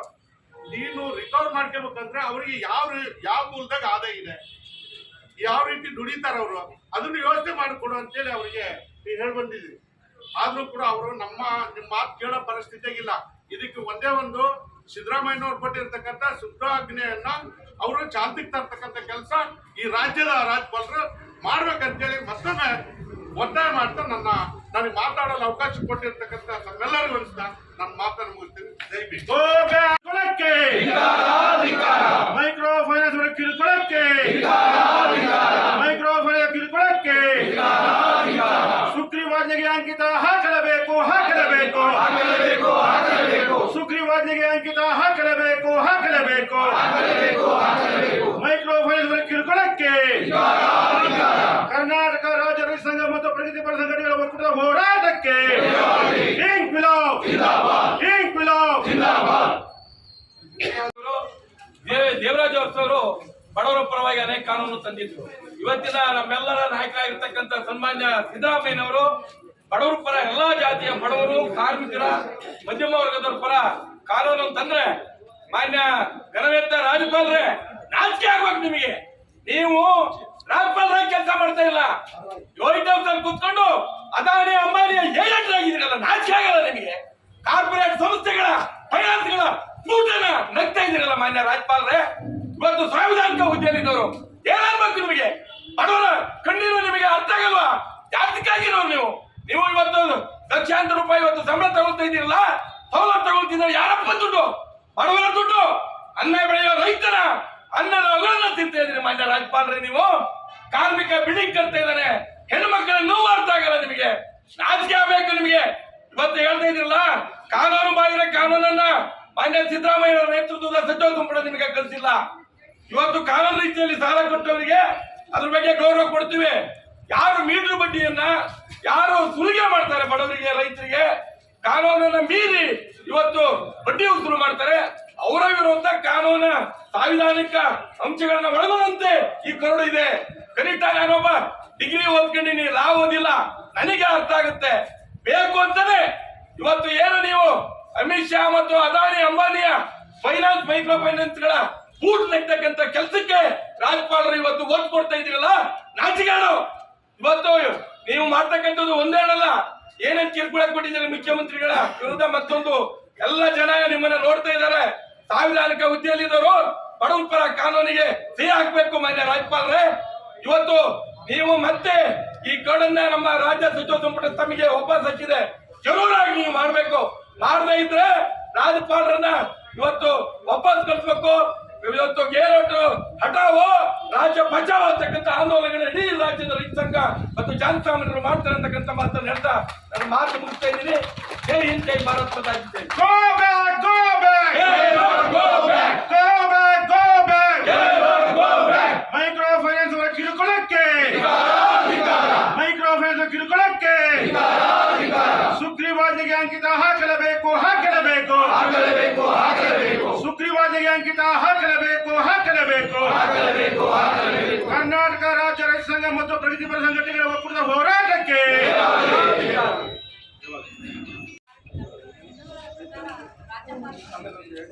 ಯಾವುದೇ ಮಸೂದೆ ಮಂಡನೆ ಆಗಿ ರಾಜ್ಯಪಾಲರ ಅಂಕಿತ ಹಾಕಬೇಕು, ಇಲ್ಲಾಂದ್ರೆ ಮರುಪರಿಶೀಲನೆ ಮಾಡಬೇಕಂತ ಸದನ ಆದ್ರೆ ರಾಜ್ಯಪಾಲರ ಈ ನಡೆ ರಾಜಕೀಯ ಬಂದಿರೋದ್ರಿಂದ ಇದು ಸಂವಿಧಾನ ವಿರೋಧಿ ನಡೆಯಾಗಿದೆ. ಹಾಗಾಗಿ ಅವರು ತಮ್ಮ ತಪ್ಪನ್ನ ತಿಳ್ಕೋಬೇಕು. ಇದು ನಮ್ಮ ರಾಜ್ಯದಲ್ಲಿ ಅಷ್ಟೇ ನಡೀತಾ ಇಲ್ಲ, ಪಕ್ಕದ ತಮಿಳುನಾಡಲ್ಲೂ ಸಹ ರಾಜ್ಯಪಾಲರು ಇದೇ ತರ ನಡ್ಕೊಳ್ತಾ ಇದ್ದಾರೆ. ಇದು ಅತ್ಯಂತ ಪ್ರಜಾಪ್ರಭುತ್ವಕ್ಕೆ ಅತ್ಯಂತ ಮಾರಕವಾದ ನಡೆ. ರಾಜ್ಯಪಾಲರುಗಳು ಈ ರೀತಿ ನಡ್ಕೋಬಾರ್ದು, ಆದ್ರೆ ನಡ್ಕೊಳ್ತಾ ಇದ್ದಾರೆ. ಇದು ಅತ್ಯಂತ ವಿಷಾದನೀಯ. ಮತ್ತೆ ಮೈಕ್ರೋ ಫೈನಾನ್ಸ್ಗಳು ಒಳ್ಳೆಯ ಉದ್ದೇಶದಿಂದನೇ ಸ್ಥಾಪನೆ ಆಗಿತ್ತು. ಇದು ಅತ್ಯಂತ ಚಿಕ್ಕ ಅಮೌಂಟ್ ಅನ್ನ ಬಡವರಿಗೆ ಮತ್ತು ಸಣ್ಣ ಸಣ್ಣ ಗುಂಪುಗಳಿಗೆ ಪಕ್ಷದ ಒಳಗಡೆನೆ ಕೊಡ್ಬೇಕು ಅಂತ ಸ್ಥಾಪನೆ ಆದಂಥವು. ಇವು 1974ರಲ್ಲಿ ಬಾಂಗ್ಲಾದೇಶದಲ್ಲಿ ಶುರುವಾಗಿತ್ತು ಈ ಮೈಕ್ರೋ ಫೈನಾನ್ಸ್. ಒಬ್ಬ ಆರ್ಥಿಕ ಪ್ರೊಫೆಸರ್ ಇದನ್ನ ಶುರು ಮಾಡಿದ್ರು. ಅವರೇ ತಮ್ಮ ಸ್ವಂತ ಹಣವನ್ನು ಮಹಿಳೆಯರಿಗೆ ಕೊಟ್ಟು ಹಂಚಿ ಅವರು ಏನಾದರೂ ಸ್ವಂತ ಉದ್ಯಮವನ್ನು ಮಾಡಲಿ ಅಂತ ಹಂಚ್ತಾ ಇದ್ರು. ಅದರಿಂದ ಹೆಣ್ಮಕ್ಳು ಚಿಕ್ಕ ಚಿಕ್ಕ ಉದ್ಯಮವನ್ನು ಮಾಡಿ ಅವ್ರ ಅಭಿವೃದ್ಧಿಯನ್ನು ಆಗ್ತಾ ಇದ್ರು. ಇದರಿಂದ ಪ್ರೇರಣೆಗೊಂಡ ಅವರು ಬ್ಯಾಂಕ್ಗಳಿಗೆ ಮೊರೆ ಹೋಗ್ತಾರೆ. ಚಿಕ್ಕ ಚಿಕ್ಕ ಗುಂಪು ಹೆಣ್ಮಕ್ಳಿಗೆ ನೀವು ಸಾಲ ಕೊಡಿ ಅಂತ, ಆದರೆ ಯಾರು ರೆಸ್ಪಾನ್ಸ್ ಮಾಡಲ್ಲ. ಹಾಗಾಗಿ ಅವರೇ ಸ್ವತಃ ಹೆಣ್ಮಕ್ಳಿಗೆ ಪ್ರೋತ್ಸಾಹಿಸಿ ಹೆಣ್ಮಕ್ಳಿಂದ ಗುಂಪು ಮಾಡಿಕೊಂಡು ಅವರೇ ಹಣವನ್ನು ಹೊಂದಿಸ್ಕೊಂಡು ಆಮೇಲೆ ಇದು ಅಭಿವೃದ್ಧಿ ಆದ್ಮೇಲೆ ಆ ಆರ್ಥಿಕ ತಜ್ಞರಿಗೆ ನೊಬೆಲ್ ಪ್ರಶಸ್ತಿನೂ ಸಹ ಬಂತು. ಆಮೇಲೆ ನಮ್ಮ ದೇಶದಲ್ಲಿ 2000ರ ಹೊತ್ತಿಗೆ 1990ರ ಹೊತ್ತಿಗೆ ಈ ಮೈಕ್ರೋ ಫೈನಾನ್ಸ್ ಅನ್ನೋ ಈ ಕಲ್ಪನೆ ಬಂತು. ಆಮೇಲೆ ರಿಸರ್ವ್ ಬ್ಯಾಂಕಿನಿಂದ 2 ಥರದ ಸಂಸ್ಥೆಗಳು ಸ್ಥಾಪನೆ ಆಯಿತು. ಒಂದು 2013ರ ಕಂಪನಿ ಲಾ ಆಕ್ಟ್ ಪ್ರಕಾರ ಸ್ಥಾಪನೆಯಾದಂತಹ ಸೊಸೈಟಿ ದರ ಕ್ರೆಡಿಟ್ ಕೋಆಪರೇಟಿವ್ ಬ್ಯಾಂಕ್ಗಳು ರಿಸರ್ವ್ ಬ್ಯಾಂಕ್ ಅಂಡರಲ್ಲಿ ರಿಜಿಸ್ಟರ್ ಆಗಿ ಸಾಲವನ್ನು ಚಿಕ್ಕ ಚಿಕ್ಕ ಸಾಲವನ್ನು ಬಡ್ಡಿರಹಿತ ಲಾಭರಹಿತ ಕೊಡಬೇಕು ಅನ್ನೋ ಉದ್ದೇಶದಿಂದ ಈ ಕಲ್ಪನೆ ಬಂತು. ಇದು ಇಂಡಿಯಾದಲ್ಲೂ ತುಂಬ ಅಭಿವೃದ್ಧಿಯನ್ನು ಕಾಣ್ತು. ಹಾಗಾಗಿ ನೆಕ್ಸ್ಟ್ ಹಂತವಾಗಿ ಬ್ಯಾಂಕ್ ರಹಿತ ಕಂಪನಿಗಳು ಬಂತು. ಅದು ಆರ್ ಬಿ ಐ ಪ್ರಕಾರ RBI ರೂಲ್ಸ್ಗಳ ಪ್ರಕಾರ ಅದು ನೋಂದಣಿ ಆಗ್ತಾ ಇರಲಿಲ್ಲ. ಆದರೆ 5 ಕೋಟಿ ಅಮೌಂಟನ್ನು ನೋಂದಣಿಯಲ್ಲಿ ಒಂದಕ್ಕೆ 5 ಕೋಟಿ ಅಮೌಂಟನ್ನು ಇಟ್ಟು ಆಮೇಲೆ ಅವರು ಬಿಸ್ನೆಸ್ಸನ್ನು ಮಾಡ್ಬೋದಾಗಿತ್ತು. ಇದಕ್ಕೆ ರಿಸರ್ವ್ ಬ್ಯಾಂಕಿನ ಒಪ್ಪಿಗೆ ಬೇಕಿತ್ತು ಅಷ್ಟೇ. ಈ ಬ್ಯಾಂಕೇತರ ಸಂಸ್ಥೆಗಳು ಹಣವನ್ನು ಕೊಡೋ ಥರ ಆದಮೇಲೆ ಇದು ವೃತ್ತಿಪರ ಆಯಿತು. 2005ರಿಂದ 6ರ ನಂತರ ಈ ಥರ ಕಂಪ್ನಿಗಳು ಜಾಸ್ತಿ ಆಗಿ ಇದು ಕೊನೆಗೆ ಎಲ್ಲಿ ಬಂದಿದೆ ಅಂದರೆ ಈ ಮಟ್ಟ. ಅಂದರೆ ಏನು ಆಧಾರ ಇಲ್ಲದೇ ದುಡ್ಡು ಕೊಡೋದು ಬಡವರಿಗೆ ಯಾವಾಗಲೂ ತುಂಬ ಸಮಸ್ಯೆಗಳಿರುತ್ತೆ. ಏನು ಆಧಾರ ಇಲ್ಲ. ಬ್ಯಾಂಕಲ್ಲಿ ಹೋದರೆ ಅಡಮಾನ ಇರಬೇಕು, ಆದರೆ ಈ ಫೈನಾನ್ಸ್ಗಳಲ್ಲಿ ಅಡಮಾನ ಇಲ್ಲ, ಏನು ಆಧಾರ ಕೇಳಲ್ಲ, ಹಾಗೆ ಕೊಡ್ತಾರೆ. ಹಾಗಾಗಿ ಎಲ್ಲರೂ ಇಲ್ಲಿ ಹೆಚ್ಚು ಸಾಲವನ್ನು ಪಡೆದು ತುಂಬ ತೊಂದರೆ ಒಳಗಾಗಿದ್ದಾರೆ. ಈ ತೊಂದರೆಯನ್ನು ನಿವಾರಿಸಬೇಕಂತ ರಾಜ್ಯ ಸರ್ಕಾರದವರು ಸುಗ್ರೀವಾಜ್ಞೆಯನ್ನು ನಿರ್ವಹಿಸಿದೆ. ರಾಜ್ಯಪಾಲರ ನಡೆ ರಾಜಕೀಯ ಕೊಟ್ಟು ಈ ಥರ ಆಗಿದೆ. ಇದು ಆಗಬಾರ್ದು. ಪ್ರಜಾಪ್ರಭುತ್ವ ಸಂವಿಧಾನದ ಆಶಯಗಳು ಉಳಿಬೇಕು. ಅದಕ್ಕಾಗಿ ನಮ್ಮ ರೈತ ಸಂಘದ ಹೋರಾಟ ಇದ್ದೇ ಇರುತ್ತೆ ಯಾವಾಗಲೂ ಅಂತ ಹೇಳ್ತಾರೆ. ರೈತ ಸಂಘ ಹಾಗೂ ಪ್ರಗತಿಪರ ಸಂಘಟನೆಗಳ ಒಕ್ಕೂಟದಿಂದ ಏನು ಈ ಮೈಕ್ರೋ ಫೈನಾನ್ಸ್ಗಳ ಅಟ್ಟಹಾಸವನ್ನು ಮೆಟ್ಟಬೇಕು, ಇಲ್ಲಿಯ ಬಡವರಿಗೆ ಅನುಕೂಲ ಆಗಬೇಕು ಅಂತ ಹೇಳಿ ಒಂದು ಹೋರಾಟವನ್ನು ಹಮ್ಮಿಕೊಂಡಿದೆ. ಬಂಧುಗಳೇ, ಮೈಕ್ರೋ ಫೈನಾನ್ಸ್ಗಳು ಇವತ್ತು ಲೆಕ್ಕಿಲ್ಲದೆ ನಡೀತಿದೆ. ಯಾಕಂದರೆ ಅವರಿಗೆ ಕಡಿವಾಣ ಹಾಕೋರೆ ಯಾರು ಇಲ್ದಂಗೆ ಆಗ್ತಿದೆ. ಇವತ್ತು ಅವ್ರು ಹೇಳಿದ್ದೆ, ಅವ್ರು ಎಷ್ಟು ಮೀಟರ್ ಬಡ್ಡಿ ಇರ್ಬೋದು, ಚಕ್ರ ಬಡ್ಡಿ ಇರ್ಬೋದು, ಅವ್ರು ಹೇಳಿದಷ್ಟೇ ಮಹಿಳೆಯರು ಕಟ್ಟಬೇಕಾಗ್ತದೆ. ಯಾಕಂದ್ರೆ ಎಷ್ಟೋ ಈಗ ನಾವು ನೋಡ್ತಾ ಇದ್ದೀವಿ, ಪತ್ರಿಕೆಯಲ್ಲಿ ನೋಡ್ತಾ ಇದ್ದೀವಿ, ಮಾಧ್ಯಮದಲ್ಲಿ ನೋಡ್ತಾ ಇದ್ದೀವಿ, ಟಿವಿ ಮಾಧ್ಯಮದಲ್ಲಿ ನೋಡ್ತಾ ಇದ್ದೀವಿ, ಎಷ್ಟೋ ಜನ ಮಹಿಳೆಯರು ಕೂಡ ಸುಧಾರಣೆ ಮಾಡ್ಕೊಂಡಿದ್ದು ಕೂಡ ನಾವು ನೋಡ್ತಾ ಇದ್ದೇವೆ. ಯಾಕಂದ್ರೆ ಇವತ್ತು ಈ ಫೈನಾನ್ಸ್ಗಳು ಒಂದು ಏನಾಗಿದೆ ಅಂದ್ರೆ ಅವ್ರು ಏನು ಮಹಿಳೆಯರು ಕೇಳಂಗೆ ಇಲ್ಲ. ಅವರೇ ಮನೆ ಬಾಲಿ ಬಂದು 5 ಜನ 10 ಜನ ಗ್ರೂಪ್ ಮಾಡಿ ನಾವು ದುಡ್ಡು ಕೊಡ್ತೀವಿ ಅಂತ ಹೇಳಿ ಸುಮ್ಮನೆ ಅದಕ್ಕೇನು ಅಡಮಾನ ಗಿಡಮಾನ ಎಂಥದ್ದು ಯಾವ್ದು ಡಾಕ್ಯುಮೆಂಟ್ ಇರ್ತಿ ಸಾವಿರಾರು ಗಂಟೆ ಕೊಡ್ತಾರೆ. ಸಾವಿರಾರು ಗಂಟೆ ಕೊಟ್ಟು 1 ಟ್ರಿಪಲ್ ವಸೂಲಿ ಮಾಡ್ತಕ್ಕಂಥ ವ್ಯವಸ್ಥೆ ಇವತ್ತಾಗಿದೆ. ಇದನ್ನೆಲ್ಲ ಕಡಿವಾಣ ಹಾಕಬೇಕು ಅಂತೇಳಿ ಮಾನ್ಯ ಸರ್ಕಾರ, ಸಿದ್ದರಾಮಯ್ಯನವರ ಸರ್ಕಾರ ಇವತ್ತು ಬಡವರ ಪರವಾಗಿ ಒಂದು ಸುಗ್ರೀವಾಜ್ಞೆಯನ್ನು ಹೊರಡಿಸ್ತಾರೆ. ಆ ಸುಗ್ರೀವಾಜ್ಞೆಯನ್ನು ರಾಜ್ಯಪಾಲರಿಗೆ ಸೈನ್ ಮಾಡಬೇಕು ಅಂತೇಳಿ ಸಚಿವ ಸಂಪುಟದಲ್ಲಿ ಎಲ್ಲ ತಗೊಂಡು ಆಮೇಲೆ ಸಚಿವ ಸಂಪುಟದಿಂದ ರಾಜ್ಯಪಾಲರಿಗೆ ಕಳಿಸ್ತಾರೆ. ರಾಜ್ಯಪಾಲರು ಅದನ್ನು ತಿರಸ್ಕರಿಸಿ ಅದನ್ನು ವಾಪಸ್ ಕಳಿಸ್ತಾರೆ. ಇವತ್ತು ರಾಜ್ಯಪಾಲರು ಈಗ ಏನಾಗಿದೆ ಅಂದರೆ ಇವತ್ತು ಅಂಬಾನಿ ಅದಾನಿ ಅವರ ಕೈಗೊಂಬೆಯಾಗಿ ಕೆಲಸ ಮಾಡ್ತಿದ್ದಾರೆ ಇವತ್ತು ರಾಜ್ಯಪಾಲರು. ಹಾಗಾಗಿ ಇದು ಬಡವರ ವಿರೋಧವಾದಂಥ ಒಂದು ರಾಜ್ಯಪಾಲರ ನೀತಿ ಇವತ್ತು ಖಂಡನೀಯ. ಅದನ್ನು ಅವತ್ತು ಇವತ್ತು ಏನು ಪ್ರತಿಭಾ ಸಂಘಟನೆ ಇರ್ಬೋದು, ರೈತ ಸಂಘಟನೆಗಳು ಅದನ್ನು ತೀವ್ರವಾಗಿ ಖಂಡಿಸ್ತೇವೆ ಅನ್ನೋ ಮಾತನ್ನು ಹೇಳ್ತಾ, ಮುಂದಿನ ದಿನಗಳಲ್ಲಿ ಏನು ಸುಗ್ರೀವಾಜ್ಞೆಯನ್ನು ವಾಪಸ್ ಕಳಿಸಿದಿರಿ ಅದನ್ನು ಮತ್ತೆ ಸಚಿವ ಸಂಪುಟದಿಂದ ತಾವು ಮಾನ್ಯ ಸಿದ್ದರಾಮಯ್ಯ ಕಳಿಸಿದರೆ ದಯವಿಟ್ಟು ತಾವು ಅಂಗೀಕರಣ ಸುಗ್ರೀವಾಜ್ಞೆನ ಮಾಡಬೇಕು ಅಂತ ಹೇಳಿ, ಜಾರಿ ಮಾಡಬೇಕು ಅಂತ ಹೇಳಿ ಒತ್ತಾಯಿಸಿ ಮಾತಾಡಲಿಕ್ಕೆ ಅವಕಾಶ ಕೊಟ್ಟಂತ ಎಲ್ಲರಿಗೂ ತಾವು ಹೊಂದಿಸಿ ಮಾತು ಮುಗಿಸಿದ್ದಾರೆ. ಜೈ ಹಿಂದ್, ಜೈ ಹಿಂದ್. ಈ ಸಂದರ್ಭದಿಂದ ಸುಂದರ್ ಸಿಂಗ್ ಅವರು ಮಾತಾಡಬೇಕು. Go back, go back, go back, go back, go back, go back.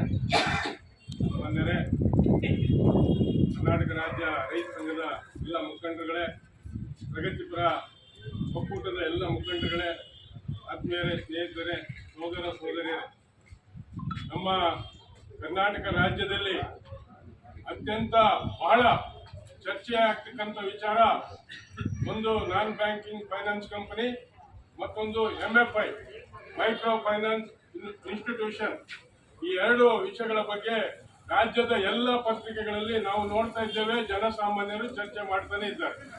ಇತ್ತ ರಾಜ್ಯಪಾಲರು ಕರ್ನಾಟಕ ರಾಜ್ಯ ಸರ್ಕಾರ ಕ್ಯಾಬಿನೆಟ್ ತೀರ್ಮಾನ ಮಾಡಿ ಕಳಿಸಿದಂತಹ ಸುಗ್ರೀವಾಜ್ಞೆಯನ್ನ ವಾಪಸ್ ಕಳಿಸಿದ್ದಾರೆ. ಈ ರಾಜ್ಯಪಾಲರು ಯಾರಪ್ಪ ಅಂದ್ರೆ 2014ರಲ್ಲಿ ಕೇಂದ್ರ ಸರ್ಕಾರ ಮೋದಿ ಸರ್ಕಾರದಲ್ಲಿ ಸಾಮಾಜಿಕ ನ್ಯಾಯ ಮತ್ತು ಸಬಲೀಕರಣದ ಮಂತ್ರಿಯಾಗಿದ್ದವರು 2021ನೇ ವರ್ಷದವರೆಗೆ. ಆನಂತರ ನಮ್ಮ ರಾಜ್ಯಕ್ಕೆ ಬಂದ್ರು, ಇಲ್ಲಿ ರಾಜ್ಯಪಾಲರ ಹುದ್ದೆಯನ್ನ ಮಾಡ್ತಾ ಇದ್ದಾರೆ. ಅವರಿಗೆ ಒಟ್ಟು ಅಲ್ಲಿಂದ ತೆಗೆದು ಇಲ್ಲಿ ಹಾಕ್ಬಿಟ್ಟಾರೆ ಅಂತ ಹೇಳಿ ಅವ್ರು ಬೇಕಾಬಿಟ್ಟಿ ನಿರ್ಧಾರಗಳನ್ನ ತೆಗೆದುಕೊಳ್ತಾ ಇದ್ದಾರೆ. ನಮ್ಮ ರಾಜ್ಯದ ಜನ ಸಾಮಾನ್ಯರು ಪಾಪ ಅವರು ಬಹಳ ಬುದ್ಧಿವಂತರಿದ್ದಾರೆ, ವಿನಯವಂತರಿದ್ದಾರೆ. ಇನ್ನೂ ಚೆಕ್ ಮಾಡಕ್ ಹೋದ್ರೆ ಬೇರೆ ತರ ವ್ಯವಸ್ಥೆಗಳು ಆಗ್ತದೆ. ಇವರು ಕೇಂದ್ರ ಸರ್ಕಾರದ ಕೈಗೊಂಬೆ ಆಗಿದ್ದಾರೆ. ನಮ್ಮ ಕರ್ನಾಟಕ ರಾಜ್ಯದ ರಾಜ್ಯಪಾಲರು ಕೇಂದ್ರ ಸರ್ಕಾರದ ಕೈಗೊಂಬೆಯಾಗಿ ವರ್ತಿಸ್ತಾ ಇದ್ದಾರೆ. ಜನಸಾಮಾನ್ಯರ ಪರ ಇಲ್ಲ. ಮಧ್ಯಮ ಜನರು ಮತ್ತೆ ಬಡ ಜನರು ಏನು ಈ ಮೈಕ್ರೋ ಫೈನಾನ್ಸ್ ಇಂದ ಸಾಲ ತಗೊಳ್ತಾ ಇದ್ದಾರೆ, ಆ ಸಾಲ ತೀರ್ಸಕ್ ಮತ್ತೊಂದು ಸಂಸ್ಥೆಯಿಂದ ತಗೊಂಡ್ರು, ಮೊದಲೊಂದು ಸಂಸ್ಥೆಯಿಂದ ತಗೊಂಡ್ರು. ಈಗ 3 ಲಕ್ಷ ಕೊಡಿ ಆ ಸಾಲದ ಮಿತಿ. 3 ಲಕ್ಷ ವಾರ್ಷಿಕ ಆದಾಯ ಇರ್ತಕ್ಕಂಥ ಒಬ್ಬ ಬಡ ಕುಟುಂಬದವರಿಗೆ 3 ಲಕ್ಷ ಸಾಲವನ್ನ ಈ ಮೈಕ್ರೋ ಫೈನಾನ್ಸ್ ಗಳು ನೀಡ್ತಾ ಇದ್ದಾವೆ. ಬಡ್ಡಿ 18ರಿಂದ 20% ಬಡ್ಡಿಯನ್ನ ನೀಡ್ತಾ ಇದ್ದಾರೆ. ದುಡಿದ ದುಡ್ಡು ಪೂರ್ತಿ ಬಡ್ಡಿ ಕಟ್ಟಕ್ಕೆ ಸಾಲ್ತಾ ಇಲ್ಲ. ಅವಮಾನಕ್ಕೆ ಒಳಗಾಗ್ತಾ ಇದ್ದಾರೆ, ದೌರ್ಜನ್ಯಕ್ಕೆ ಒಳಗಾಗ್ತಾ ಇದ್ದಾರೆ, ಊರನ್ನು ಬಿಡ್ತಾ ಇದ್ದಾರೆ. ಈ ರಾಜ್ಯದಲ್ಲಿ 10ಕ್ಕೂ ಹೆಚ್ಚು ಮೈಕ್ರೋ ಫೈನಾನ್ಸ್ ನಲ್ಲಿ ಲೋನ್ ತೆಗೆದಂತಹ ಸಾಲಗಾರರು ಆತ್ಮಹತ್ಯೆಯನ್ನು ಮಾಡ್ಕೊಂಡಿದ್ದಾರೆ. ಇದು ಅಂಕಿಅಂಶ ಸಮೇತ ಕೊಡ್ತಾ ಇದ್ದೇವೆ. ಈ 30,000ಕ್ಕೂ ಅಧಿಕ ನೋಂದಾಯಿತ ಮೈಕ್ರೋ ಫೈನಾನ್ಸ್ಗಳು ರಾಜ್ಯದಲ್ಲಿ ಕಾರ್ಯವನ್ನು ನಿರ್ವಹಿಸ್ತಾ ಇದ್ದಾವೆ. ಅನಧಿಕೃತ ಲೇವಾದೇವಿ ಫೈನಾನ್ಸ್ ಸಂಸ್ಥೆಗಳು ಅನೇಕ ಇದ್ದಾವೆ. ಈ ವ್ಯವಸ್ಥೆಯಲ್ಲಿ ನಮ್ಮ ರಾಜ್ಯದ ಜನರು ಇವತ್ತು ಕಣ್ಣೀರಿರ್ತಕ್ಕಂಥ ಪ್ರಶ್ನೆ ಉದ್ಭವ ಆಗಿದೆ. ಈ ನಿಟ್ಟಿನಲ್ಲಿ ರಾಜ್ಯ ಸರ್ಕಾರ ಒಂದು ಉತ್ತಮವಾದ ತೀರ್ಮಾನವನ್ನು ತೆಗೆದುಕೊಂಡ್ರೆ ಈ ಉತ್ತರ ವರ್ಗದಿಂದ ಬಂದಂತ ಈ ರಾಜ್ಯಪಾಲ ಅವರಿಗೆ ಪನಿಷ್ಮೆಂಟ್ ಕೊಟ್ಟಂಗೆ ಆಗ್ಬಿಟ್ಟಿದೆ. ಅವರನ್ನ ಎಲ್ಲೋ ಹಟಾವ್ ಮಾಡಬೇಕು, ಗೆಲ್ಲೊಟ್ಟಿಗೆ ಗೆಟ್ ಔಟ್ ಮಾಡಬೇಕು ಅಂತ ಹೇಳಿ ರೈತ ಸಂಘದಿಂದ ಒತ್ತಾಯವನ್ನು ಮಾಡ್ತಾ ಇದ್ದೇವೆ. ಮತ್ತೆ ಈ ರಾಜ್ಯ ಸರ್ಕಾರ ಕಳಿಸ್ತಕ್ಕಂಥ ಅಂಕಿತಕ್ಕೆ ಈ ಮತ್ತೆ ಪುನರ್ ಕಳಿಸಿರೋದ್ರಿಂದ ಅವರು ಅಂಕಿತಕ್ಕೆ ಸಹಿ ಮಾಡಿ ಒಪ್ಪಿಗೆಯನ್ನು ಸೂಚಿಸಿ ಕಳಿಸಬೇಕು ಅಂತ ಹೇಳಿ ಕರ್ನಾಟಕ ರಾಜ್ಯ ರೈತ ಸಂಘದ ಪರವಾಗಿ ಹಾಗೂ ಪ್ರಗತಿಪರ ಒಕ್ಕೂಟದ ಪರವಾಗಿ ನಾವು ಒತ್ತಾಯವನ್ನ ಮಾಡ್ತಾ ಇದ್ದೇವೆ. ನನಗೆ ಅವಕಾಶ ಕೊಟ್ಟಿದ್ದಕ್ಕೆ ನಮ್ಮೆಲ್ಲರಿಗೂ ವಂದಿಸಿ ನನ್ನ ಮಾತನ್ನ ಮುಗಿಸ್ತೇನೆ. ಇವತ್ತು ಮೈಕ್ರೋ ಫೈನಾನ್ಸ್ ಹಾವಳಿ ಬಗ್ಗೆ ಈಗಾಗಲೇ ಹಲವಾರು ತಿಂಗಳಿಂದ ರಾಜ್ಯಾದ್ಯಂತ ಅನೇಕ ಚಳುವಳಿಗಳನ್ನು ಹಮ್ಮಿಕೊಂಡಿದೆ. ಮೊನ್ನೆ 29 ಬೆಂಗಳೂರಿನಲ್ಲೂ ಬಹು ದೊಡ್ಡ ಮಟ್ಟದಲ್ಲಿ ಚಳುವಳಿ ಮಾಡಿದ್ರು. ಅದರ ಪರಿಣಾಮ ಈಗಾಗಲೇ ಹೇಳಿದ್ದಾರೆ ನಮ್ಮ ಉಪಾಧ್ಯಕ್ಷರು. ಸಮಸ್ಯೆ ಬಗ್ಗೆನೂ ಎಲ್ಲರೂ ಹೇಳಿದ್ದಾರೆ. ನಾನು ಅದರ ಆಚೆಗೆ ಕೆಲವೊಂದಿಷ್ಟು ಮಾತಾಡ್ಬೇಕು. ಯಾಕೆಂದ್ರೆ ಮೊದಲೆಲ್ಲ ಹೇಗಿತ್ತು ಅಂದ್ರೆ ಬಡ್ಡಿ ಶೇಕಡ ಸಾಲಿಯಾನ ಅಂತ ವರ್ಷಕ್ಕೆ ಎಷ್ಟು ಅಂತ ಹೇಳಿ ತಿಂಗಳ. ಈಗೇನಾಗಿದೆ ಅಂದ್ರೆ 6 ತಿಂಗಳು, 3 ತಿಂಗಳು, 1 ತಿಂಗಳು, 1 ವಾರ ಬಡ್ಡಿಗಳು ಆ ಮಟ್ಟಕ್ಕೆ ಬಂದಿದೆ. ಅಂದ್ರೆ 1 ವರ್ಷದ ನಂತರ ಅಸಲು ಬಡ್ಡಿಗೆ ಸೇರ್ತಾ ಇದೆ. ಬಡ್ಡಿ ಅಸಲಿಗೆ ಸೇರ್ತಾ ಇದೆ. ಇವಾಗ 1 ತಿಂಗಳು, 1 ವಾರಕ್ಕೇನೆ ಬಡ್ಡಿ ಅಸಲಿಗೆ ಸೇರ್ತಾ ಇದೆ ಅಂತಕ್ಕಂಥ ಒಂದು ನೀತಿಯನ್ನ ಅಥವಾ ಜನರನ್ನ ಶೋಷಣೆ ಮಾಡ್ತಕ್ಕಂಥ ಒಂದು ಕ್ರಮವನ್ನು ಮೈಕ್ರೋ ಫೈನಾನ್ಸ್ ರೂಪಿಸಿಕೊಂಡಿದೆ. ಅದಕ್ಕೆ ಈಗ ರಾಜ್ಯಪಾಲರು ಸೈನ್ ಹಾಕ್ತಾರೋ ಬಿಡ್ತಾರೋ, ಕಾನೂನು ಏನ್ ಮಾಡುತ್ತೋ ಬಿಡುತ್ತೇವೆ. ನಾವು ನಮ್ಮನ್ನು ರಕ್ಷಣೆ ಮಾಡಿಕೊಳ್ಳಿಕ್ಕೆ ನಾವೇ ಸಿದ್ಧರಾಗಬೇಕು. ನಾವೇ ಒಂದು ಬಹುದೊಡ್ಡ ತಂಡ ಕಟ್ಕೋಬೇಕು. ಪ್ರತಿಯೊಂದು ಊರಿನಲ್ಲಿ ಒಂದು ತಂಡ ಇರಬೇಕು. ಮೈಕ್ರೋ ಫೈನಾನ್ಸ್ ಇರಬೇಕು. ಯಾವುದೇ ಬಡ್ಡಿ ಲೇವಾದೇವಿ ಮಾಡೋರು ಇರ್ಬೋದು, ಜನರ ಮೇಲೆ ದೌರ್ಜನ್ಯ ಮಾಡೋರು ಇರ್ಬೋದು. ಅಂತ ವಿರುದ್ಧವಾಗಿ ಒಂದು ಬಹು ದೊಡ್ಡ ಆಂದೋಲನ ಕೈಗೊಂಡು ರೈತ ಚಳುವಳಿ ಜೊತೆಗಿದೆ. ಅದೇ ನಿರೀಕ್ಷೆಯಲ್ಲಿ ಪ್ರಗತಿಪರ ಚಿಂತಕರು, ಚಳುವಳಿಗಾರರು ಸೇರಿ ತಾಲೂಕಿನ, ಜಿಲ್ಲೆಯ, ರಾಜ್ಯದ ಮೂಲೆಗೂ ಹೋಗಿ ಬಹು ದೊಡ್ಡ ಮಟ್ಟದಲ್ಲಿ ಜನರನ್ನ ಜಾಗೃತಿಗೊಳಿಸಿ, ನೀವು ಆತ್ಮಹತ್ಯೆ ಮಾಡಿಕೊಳ್ಬೇಡಿ, ಊರು ಬಿಡಬೇಡಿ, ಭಯ ಬೀಳಬೇಡಿ, ನಿಮ್ಮ ಜೊತೆ ನಾವಿದ್ದೀವಿ. ಆದರೆ ನಮ್ಮ ಜೊತೆ ನೀವು ಬರೆದ ಇನ್ನೊಂದು ಕಾರ್ಯಕ್ರಮ ಇಷ್ಟಿರ್ಬೇಕಾಗಿತ್ತೆ. ಇಷ್ಟಿರೋದಲ್ಲ, ಇಲ್ಲಿ ಇವತ್ತಿಗೆಲ್ಲ ಒಂದು 200, 300, 500 ಜನರು ಇರ್ಬೇಕಾಗಿತ್ತು ಮಿನಿಮಮ್. ಒಂದು ಇಂಥ ವಿಚಾರ ಅಂತ ಈ ರೀತಿಯಲ್ಲಿ ಏನೋ ಆಗುತ್ತೆ. ನೀವು ಮನೆಯಲ್ಲಿರೋದು ಎಲ್ಲೋ ಒಂದಿಷ್ಟು ಜನ ಬಂದು ಹೋರಾಟ ಮಾಡಿದ್ರಾಗಲ್ಲ. ಒಂದೆಲ್ಲ ಸೇರಿ ಹೋರಾಟ ಮಾಡೋಣ, ಬಹು ದೊಡ್ಡ ಸಂಖ್ಯೆಯಲ್ಲಿ ಇದಕ್ಕೆಲ್ಲ ಸೇರೋಣ, ಸಂಘಟನೆ ಮಾಡೋಣ ಅಂತ ಹೇಳಿ ಧನ್ಯವಾದಗಳು. ಒಳ್ಳೆಯ ಕಾಯ್ದೆಯನ್ನು ತಂದಿದೆ, ಎಲ್ಲರಿಗೂ ಗೊತ್ತಿರೋ ವಿಚಾರನೆ. ಆದ್ದರಿಂದ ಇಡೀ ರಾಜ್ಯದ ಪರವಾಗಿ ಹಾಗೂ ನಮ್ಮ ಎಲ್ಲ ಸಂಘಟನೆ ಪರವಾಗಿ ನಾನು ರಾಜ್ಯ ಸರ್ಕಾರಕ್ಕೆ ಧನ್ಯವಾದವನ್ನು ಸಲ್ಲಿಸ್ತೇನೆ. ಹಾಗೆಯೇ ಈಗಾಗಲೇ ಸುಗ್ರೀವಾಜ್ಞೆಗೆ ರಾಜ್ಯಪಾಲರಿಗೆ ಕಳಿಸಿದ್ರೆ ಅವರು ವಾಪಸ್ ಕಳಿಸಿದ್ದಾರೆ. ಯಾಕೆ ವಾಪಸ್ ಕಳಿಸಿದಾರಪ್ಪ ಅಂದರೆ ಅವರು ನೇರವಾಗಿ ನಾನು ಹೇಳ್ತೀನಿ, ಅವರು ಬಿಜೆಪಿಯ ಏಜೆಂಟ್. ಯಾಕಂತ ಕೇಳಿದ್ರೆ ಇವತ್ತು ಇಡೀ ರಾಜ್ಯದಲ್ಲಿ ನೋಡ್ಬೋದು, ಯಾವ ವಿರೋಧ ಪಕ್ಷದ ನಾಯಕರಾಗಲಿ ಯಾರಾಗಲಿ ಈ ಮೈಕ್ರೋ ಫೈನಾನ್ಸ್ ವಿರುದ್ಧ ಯಾರು ಹೇಳಿಕೆ ಕೊಡ್ತಾ ಇಲ್ಲ. ಯಾಕೆ ಹೇಳಿಕೆ ಕೊಡ್ತಾ ಇಲ್ಲ ಅಂದರೆ ಎಲ್ಲ ಫೈನಾನ್ಸರು ಅವ್ರ ಅಂಡರ್ಲೇ ಇದ್ದಾವೆ, ಹಂಗಾಗಿ ಯಾರು ಮಾತಾಡ್ತಾ ಇಲ್ಲ. ಅದಕ್ಕಾಗಿ ರಾಜ್ಯಪಾಲರ ಸಮೇತ ಆ ಮಾತಾಡಿದ್ರೆ ಇದನ್ನ ವಾಪಸ್ ಕಳಿಸಿದ್ದಾರೆ. ಇದು ರಾಜ್ಯಪಾಲರಿಗೆ ಗೊತ್ತಿರಬೇಕು. ಮುಂದೊಂದು ದಿವಸ ಅವ್ರ ಬುಡಕ್ಕೆ ಬರುತ್ತೆ. ಇದು ಇವತ್ತು ಕಳಿಸಿದ್ದಾರೆ, ಇವತ್ತು ಇನ್ನೊಂದು ವಾರದೊಳಗೆ ಅದನ್ನ ಅಂಗೀಕಾರ ಮಾಡಿ ವಾಪಸ್ ಕಳಿಸಿ ಜಂಟಿಗಳನ್ನ ಒಳ್ಳೆ ರೀತಿಯಲ್ಲಿ ಮುಟ್ಟಾಗಿ ಮಾಡದೇ ಇದ್ರೆ ಮುಂದೊಂದು ದಿವಸ ರಾಜ್ಯಪಾಲರ ಅಂಗಳವರೆಗೂ ನಾವು ಹೋಗ್ತೇವೆ. ಎಲ್ಲ ಸಂಘಟನೆಗಳು ಹೋಗಿ ಅವರಿಗೆ ಗೆರವನ್ನು ಹಾಕ್ತೇವೆ.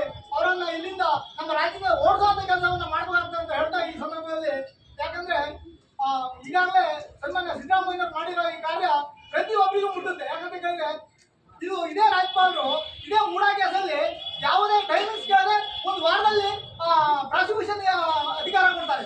ಆದ್ರೆ ಇಲ್ಲಿ ವಾರಗಟ್ಟಲೆ ಆದ್ರೂ ಅದ್ರ ಬಗ್ಗೆ ಏನು ಶಂಕರ ಇರ್ತಾ ಇಲ್ಲ. ಇದು ಯಾವ ನ್ಯಾಯ? ಇದು ರಾಜ್ಯಪಾಲರು ಮಾಡ್ತಿರೋ ಜನರಿಗೆ ಅನ್ಯಾಯ. ಆದ್ರಿಂದ ಈ ಅನ್ಯಾಯದ ವಿರುದ್ಧ ನಾವು ಹೋರಾಟ ಮಾಡಬೇಕು. ಹಾಗೇನೆ ಈ ಈ ಕರಡನ್ನ ತಕ್ಷಣ ಅವರು ಜಾರಿ ಮಾಡಿ ರಾಜ್ಯದ ಸಣ್ಣ ಪುಟ್ಟ ವ್ಯಾಪಾರಸ್ಥರಿಗೆ, ರೈತರಿಗೆ ಹಾಗೂ ಈ ಮೈಕ್ರೋ ಫೈನಾನ್ಸ್ ಸಾಲ ಮಾಡಿದ್ರೆ ಯಾರಿಗಾರ ಅವ್ರ ಪರವಾಗಿ ನಿಲ್ಲಬೇಕು, ಆ ಜನರಿಗೆ ನ್ಯಾಯವನ್ನು ಕೊಡಬೇಕು ಅಂತ ಹೇಳ್ತಾ ಈ ಸಂದರ್ಭದಲ್ಲಿ ನಾನು ಎಲ್ಲರಿಗೂ ನಾನು ಅಭಿನಂದನೆ ಸಲ್ಲಿಸ್ತಾ ನನ್ನ ಮಾತು ಮುಗಿಸ್ತೀನಿ. ಜೈ ಹಿಂದ್, ಜೈ ಕರ್ನಾಟಕ. ಫೈನಾನ್ಸ್ ಬಗ್ಗೆ ಇಲ್ಲಿವರೆಗೂ ಎಲ್ಲರೂ ವಿವರವಾಗಿ ಮಾತಾಡಿದರು. ರಾಜ್ಯಪಾಲರು ಏನು ಮಾಡಬೇಕು ಅನ್ನೋ ವಿಚಾರನೂ ಮಾತಾಡಿದರು. ಈಗ ನಾನು ಮಾತಾಡೋ ವಿಷಯ ಏನಂತ ಅಂದರೆ, ನಮ್ಮ ಜವಾಬ್ದಾರಿ ಏನು? ಹಳ್ಳಿಗಾರಿಕೆಯಲ್ಲಿ ವಸೂಲಿ ತಂದು ನಾವೇನು ಮಾಡಬೇಕು, ನೀತಿ ಬಿಟ್ಟು ವಸೂಲಿ ಮಾಡೋದು ನಾವೇನು ಮಾಡಬೇಕು ಅನ್ನೋದನ್ನು ಒಂದೆರಡು ಮಾತಾಡ್ತೀವಿ. ನಾವು ಸಂಘಟಿತರಾಗಿ ಹಳ್ಳಿಗೆ ಯಾರೋ ಗುಡ್ಡಗಳು ಬಂದರೆ ಅವ್ರನ್ನ ಕಟ್ಟಾಕ ಕೆಲಸ ಫಸ್ಟ್ ಮಾಡಬೇಕು. ಯಾಕೆ ಈ ಮಾತು ಹೇಳ್ತಾನೆ ಅಂತ ಅನ್ನೋದಾದ್ರೆ, ಇಲ್ಲೇ ಒಂದು 2013-14 ಶ್ರೀರಾಮ್ ಫೈನಾನ್ಸ್ ಐತಲ್ಲ ಸಾಗರ, ಅವ್ರೊಂದು ಟ್ಯಾಕ್ಸ್ ಲೋನ್ ಕೊಟ್ಟಿದ್ದರು ರೈತರಿಗೆ. ಅವ್ನು ಫೀಲ್ಡ್ ಆಫೀಸರು ಕುಮಟಾಕ್ ವರ್ಗಾಗ್ಬೋದ, ಅವನಿಗೆ ಲೋನ್ ಕೊಡಲೇ ಇಲ್ಲ. ಆ ದಾಖಲೆ ಅಲ್ಲೇ ಇತ್ತು. 3 ವರ್ಷದ ನಂತರ ಅವನ್ನ ಜಪ್ತ್ ಮಾಡಕ್ ಹೋದ್ರು. ಆ ರೈತ ಸ್ವಲ್ಪ ರೈತರು ಆತ್ಮಹತ್ಯೆ ಮಾಡ್ಕೊಬೇಕು. ಇದಕ್ಕೆ ಏನು ಮಾಡ್ಬೇಕು? ನಾವು ನೇರ ಹೋರಾಟ ತಗೊಂಡಿವಿ. ನಾವೇ ಆ ಹೆಣ ತಗೊಂಡ್ಬಂದು ಫೈನಾನ್ಸ್ ಬಾಗ್ಲಾಗಿ ಇಟ್ಕೊಂಡು ಚಳುವಳಿ ಮಾಡಿದ್ದೀವಿ. ಅಲ್ಲಿಂದ SP ಎಲ್ಲರೂ ಬಂದು ಅವ್ರಿಗೆ ಸಾಲನೇ ಮುಟ್ಟಿಲ್ಲ ಅಂಥದ್ರಲ್ಲಿ ಇವ್ರು ಸಾಲ ತೋರಿಸಿ ಅವ್ರನ್ನ ಹಿಂಸೆ ಮಾಡಿ ಕೊಲೆ ಮಾಡಬೇಕು ಒಂದು ಅಂತ ಹೇಳ್ಬೇಕಾಗಲ್ಲ. ಅವ್ರಿಗೆ ಏನು ಮಾಡಿದ್ರು, 5 ಲಕ್ಷ ರೂಪಾಯಿ ಪರಿಹಾರ ಫೈನಾನ್ಸಿಂದ ಕೊಡ್ತೀವಿ ಅಂತ ಹೋರಾಟಗಳು. ಯಾರೇ ಆತ್ಮಹತ್ಯೆ ಮಾಡಿಕೊಂಡು ನೇರವಾಗಿ ಆ ಫೈನಾನ್ಸ್ ಎಲ್ಲಿ ಬಂದಿಟ್ಟು ಹೋರಾಟ ಮಾಡಬೇಕು. ಎಲ್ಲ ವಸೂಲಿ ಬಂದ ನಾವು ಮತ್ತು ಕಟ್ಟಾಕ ಕೆಲಸ ಶುರು ಮಾಡ್ಬೇಕಲ್ಲಿ ಊರಾಗ ಹಳ್ಳಿಯ ಗ್ರಾಮೀಣ ಪ್ರದೇಶದಾಗ. ನಮ್ಮ ಅಂತ ಮುಂದೆ ಯಾರನ್ನ ಒಬ್ರು ಅರೆಸ್ಟ್ಮೆಂಟ್ ಮಾಡ್ತಾರಂತಂದ್ರೆ ನಾವು ಕೈ ಕಟ್ಟಿ ನಾವು ನೋಡಬಾರ್ದು. ನಾವೇನ್ ಮಾಡ್ಬೇಕಂದ್ರೆ ಅವ್ನು ದೇವಸ್ಥಾನ ಕಟ್ಟಾಕ್ಬೇಕು. ಮೊದಲು ಕಟ್ಟಾಕಿ ನಾವೇ ಪೊಲೀಸಿಗೆ ಬಂದು ಅಲ್ಲಿಂದ ದಂಡಾಧಿಕಾರಿಗಳು ಕಚೇರಿವರೆಗೂ ಮೆರವಣಿಗೆ ಬರ್ಬೇಕು. ಅವ್ನು ತಗೊಂಡು ಮೆರವಣಿಗೆ ತಗೊಂಡು ಆ ಥರದ ಹಿಂಸೆ ನಾವು ಕೂಡ ಶುರು ಮಾಡಿದ್ರೆ ಅಂತ ಒಂದು ಸ್ವಲ್ಪ ಕಡಿಮೆ ಆಗ್ತಾ ಅವಾರ್ಡ್ ಆಗ್ತಾವೆ. ಇಂಥ ಮಾಡ್ಬೇಕು ಅಂತ ಹೇಳ್ತಾರೆ.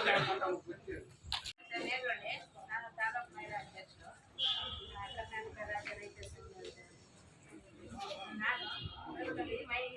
ಈ ಥರ ಮೈಕ್ರೋ ಫೈನಾನ್ಸ್ಗಳನ್ನ ಇವರು ಯಾವ ಥರ ಅಂದರೆ ಬೆಳಿಗ್ಗೆನೆ ಬರ್ತಾರೆ ವಸೂಲಿ ಮಾಡೋಕ್ಕೆ.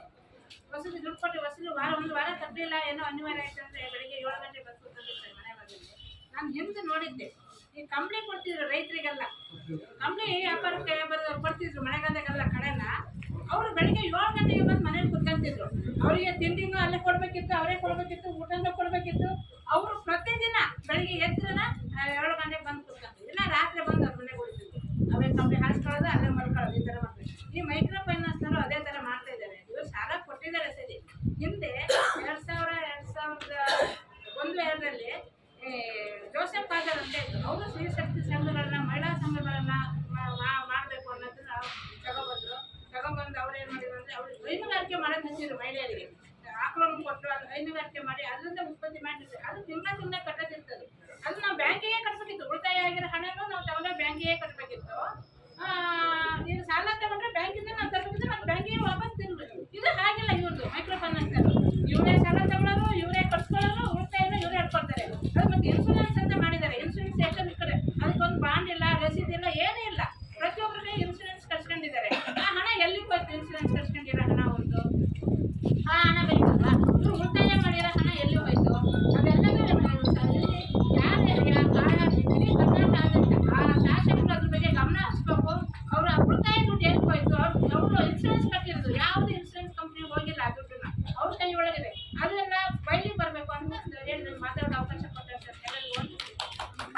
ಕಡೆ ಬರ್ತಾ ಇದ್ದಾವೆ. ಆದ್ರೆ ಸ್ಥಳೀಯವಾಗಿ ಯಾವುದಾದ್ರೂ ಒಂದು ಪ್ರಕರಣ ದಾಖಲೆ ಕೊಟ್ರೆ ಪೊಲೀಸ್ನವರು ಕೂಡ ಇಲ್ಲಿ ಅದನ್ನ ಪ್ರಕರಣನ ತಗೊಳ್ತಾ ಇಲ್ಲ. ತಗೊಳ್ಳೋದು ಅಂತ ಹೇಳಿದ್ರೆ ಇವತ್ತು ನಾನು ಉದಾಹರಣೆ 1ನೇ ತಾರೀಕಿಗೆ ಕಂಪ್ಲೇಂಟ್ ಕೊಟ್ಟಿರೋದು, ಇವತ್ತು 11ನೇ ತಾರೀಕು ಆದ್ರೂ ಕೂಡ ಪೊಲೀಸರು ಕರೆದು ವಿಚಾರಣೆ ಮಾಡ್ತಾ ಇಲ್ಲ. ಇಲ್ಲಿ ಮೈಕ್ರೋ ಫೈನಾನ್ಸ್ಗಳಿಗೆ, ಈ ಫೈನಾನ್ಸ್ ಕಂಪ್ನಿಗಳಿಗೆ, ದೊಡ್ಡ ದೊಡ್ಡ ಈ ಲೇವಾದೇವಿ ಮಾಡೋರಿಗೆ ಇಲ್ಲಿ ಪೊಲೀಸರು ಕೂಡ ಶಾಮೀಲಾಗಿದ್ದಾರೆ. ನನಗೆ ಏನೋ ಅಷ್ಟಿಷ್ಟು ಒಂದಿಷ್ಟು ಪ್ರಶ್ನೆ ಇದೆ. ನಾನು ಇವತ್ತು ಪೊಲೀಸರು ತಗೊಂಡಿಲ್ಲ ಅಂದ್ರೆ ನಾಳೆ ಕೋರ್ಟಲ್ಲೂ ಕೂಡ ಪ್ರಕರಣ ದಾಖಲು ಮಾಡ್ತಾ ಇದ್ದೀನಿ. ಆದ್ರೆ ಇಲ್ಲಿ ಜನಸಾಮಾನ್ಯರು ಪಾಪ ಎಲ್ಲಿಗೆ ಹೋಗ್ತಾರೆ? ನಾನು ಇವತ್ತೇನೋ ಇದಿತ್ತು SP ಅವ್ರಿಗೂ ಹೋಗಿದ್ದೀನಿ. SP ಅವ್ರ ಗಮನಕ್ಕೆ ತಂದ್ರು ಕೂಡ ಇಲ್ಲಿ ಪೊಲೀಸ್ನವರು ಪ್ರಕರಣನ ಇನ್ನೂ ಕರೆದು ಅವರು ಇಲ್ಲಿ ವಿಚಾರಣೆ ಮಾಡಿಲ್ಲ.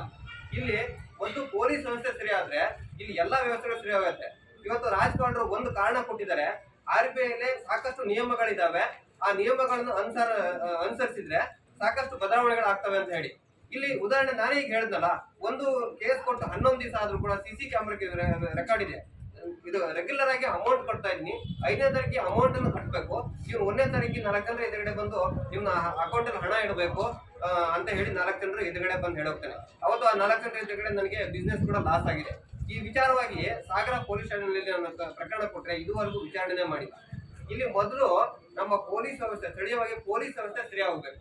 ಇಲ್ಲಿ ಪೊಲೀಸ್ ವ್ಯವಸ್ಥೆಗಳು ಸರಿಯಾಗಿಲ್ಲ ಅಂತಂದ್ರೆ ಇಲ್ಲಿ ಏನು ಸರಿಯಾಗಲ್ಲ. ಅದಕ್ಕಾಗಿ ಇವತ್ತು ಊರು ಬಿಡ್ತಾ ಇರೋದು, ಮತ್ತೆ ಇವತ್ತು ಜನ ಇಲ್ಲಿ ಆತ್ಮಹತ್ಯೆ ಮಾಡ್ಕೊಳ್ತಿರೋದು, ಮತ್ತೆ ಒಂದು ಆಪರೇಷನ್ ಥಿಯೇಟರ್ ಒಳಗಡೆ ಹೋಗಿ ಮೈಕ್ರೋ ಫೈನಾನ್ಸ್ ಅವರು ಹಣ ಕಲೆಕ್ಟ್ ಮಾಡ್ತಾ ಇರೋಂಥದ್ದು.